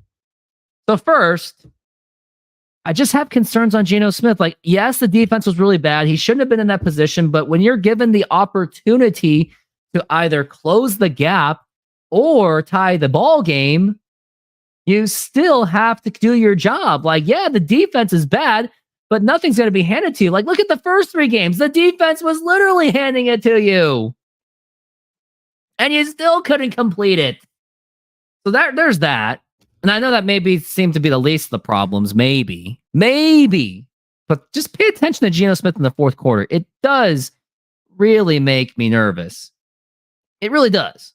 So here's next. Defense was awful because everyone was injured and the guys in the backup units just couldn't do anything, especially when Jared Goff and Gibbs and Montgomery was just literally just chewing you up. Of course, you're not going to get much done on that one. So with bad defense, especially depleted on personnel, it was going to be tough to stop him. But despite that, I thought you gave up 42 points, but at least the defense did some of their parts, but it just wasn't enough, especially when you gave up a huge play to David Montgomery and you gave up a huge 70-yard touchdown reception, which really shouldn't have happened. So what does that mean going into the next game? I got to see who the Seahawks are playing next. But before I even go to that, let's go to the stat line. Yep, Geno Smith, 395 yards and a touchdown, but you just could not complete a couple of those drives that should have been completed. Kenneth Walker had 3 touchdowns, so if he's on your fantasy team, congratulations. DK Metcalf, 104 yards, but had that huge critical fumble, which really didn't help. Jackson Smith and Jigba and Tyler Lockett were pretty busy today, along with Zach Charbonnet. Even Jake Bobo got some pretty big passes too. So Stephen Core made some pretty good impacts. So, and then the Lions, Jared Goff, 292 yards. When defense is not getting to Jared Goff, what do you expect? You're going to give up touchdowns and 292 yards? You got Gibbs with 78 yards. Actually, that's pretty impressive considering that it was pretty much the defense was pretty much just getting blown up. But also, David Montgomery put in his 40 yards. So, I mean, considering that, I thought they stopped the run game pretty well, with the exception of that one big run by Montgomery. And of course, they give up a lot of passes. But yeah, going into the next game, it is going to be, looks like it's going to be the not San Francisco Giants. It's going to be the New York Giants. And let me double check that schedule. Let me go to the Seahawks schedule. All right, what do we got here? Next week, they're going to be playing the New York Giants at home, luckily, and that's a broken team, so you would think the Seahawks should be able to win that game. And then October 10th on Thursday, you're going to be playing the San Francisco 49ers at home. So that's going to be the game where they may lose. But the Giants game, you would think that they should be able to win, but you should try to get both of them, because then you're going to be playing at Atlanta against Kirk Cousins. Then you're going to be playing Buffalo at home, then Rams at home, and 49ers on the road. So the Seahawks have a pretty tough road ahead of them. So at least when taking it 1 week at a time, absolutely take care of the Giants. And let me double check on that Giants game to make sure that it is at home.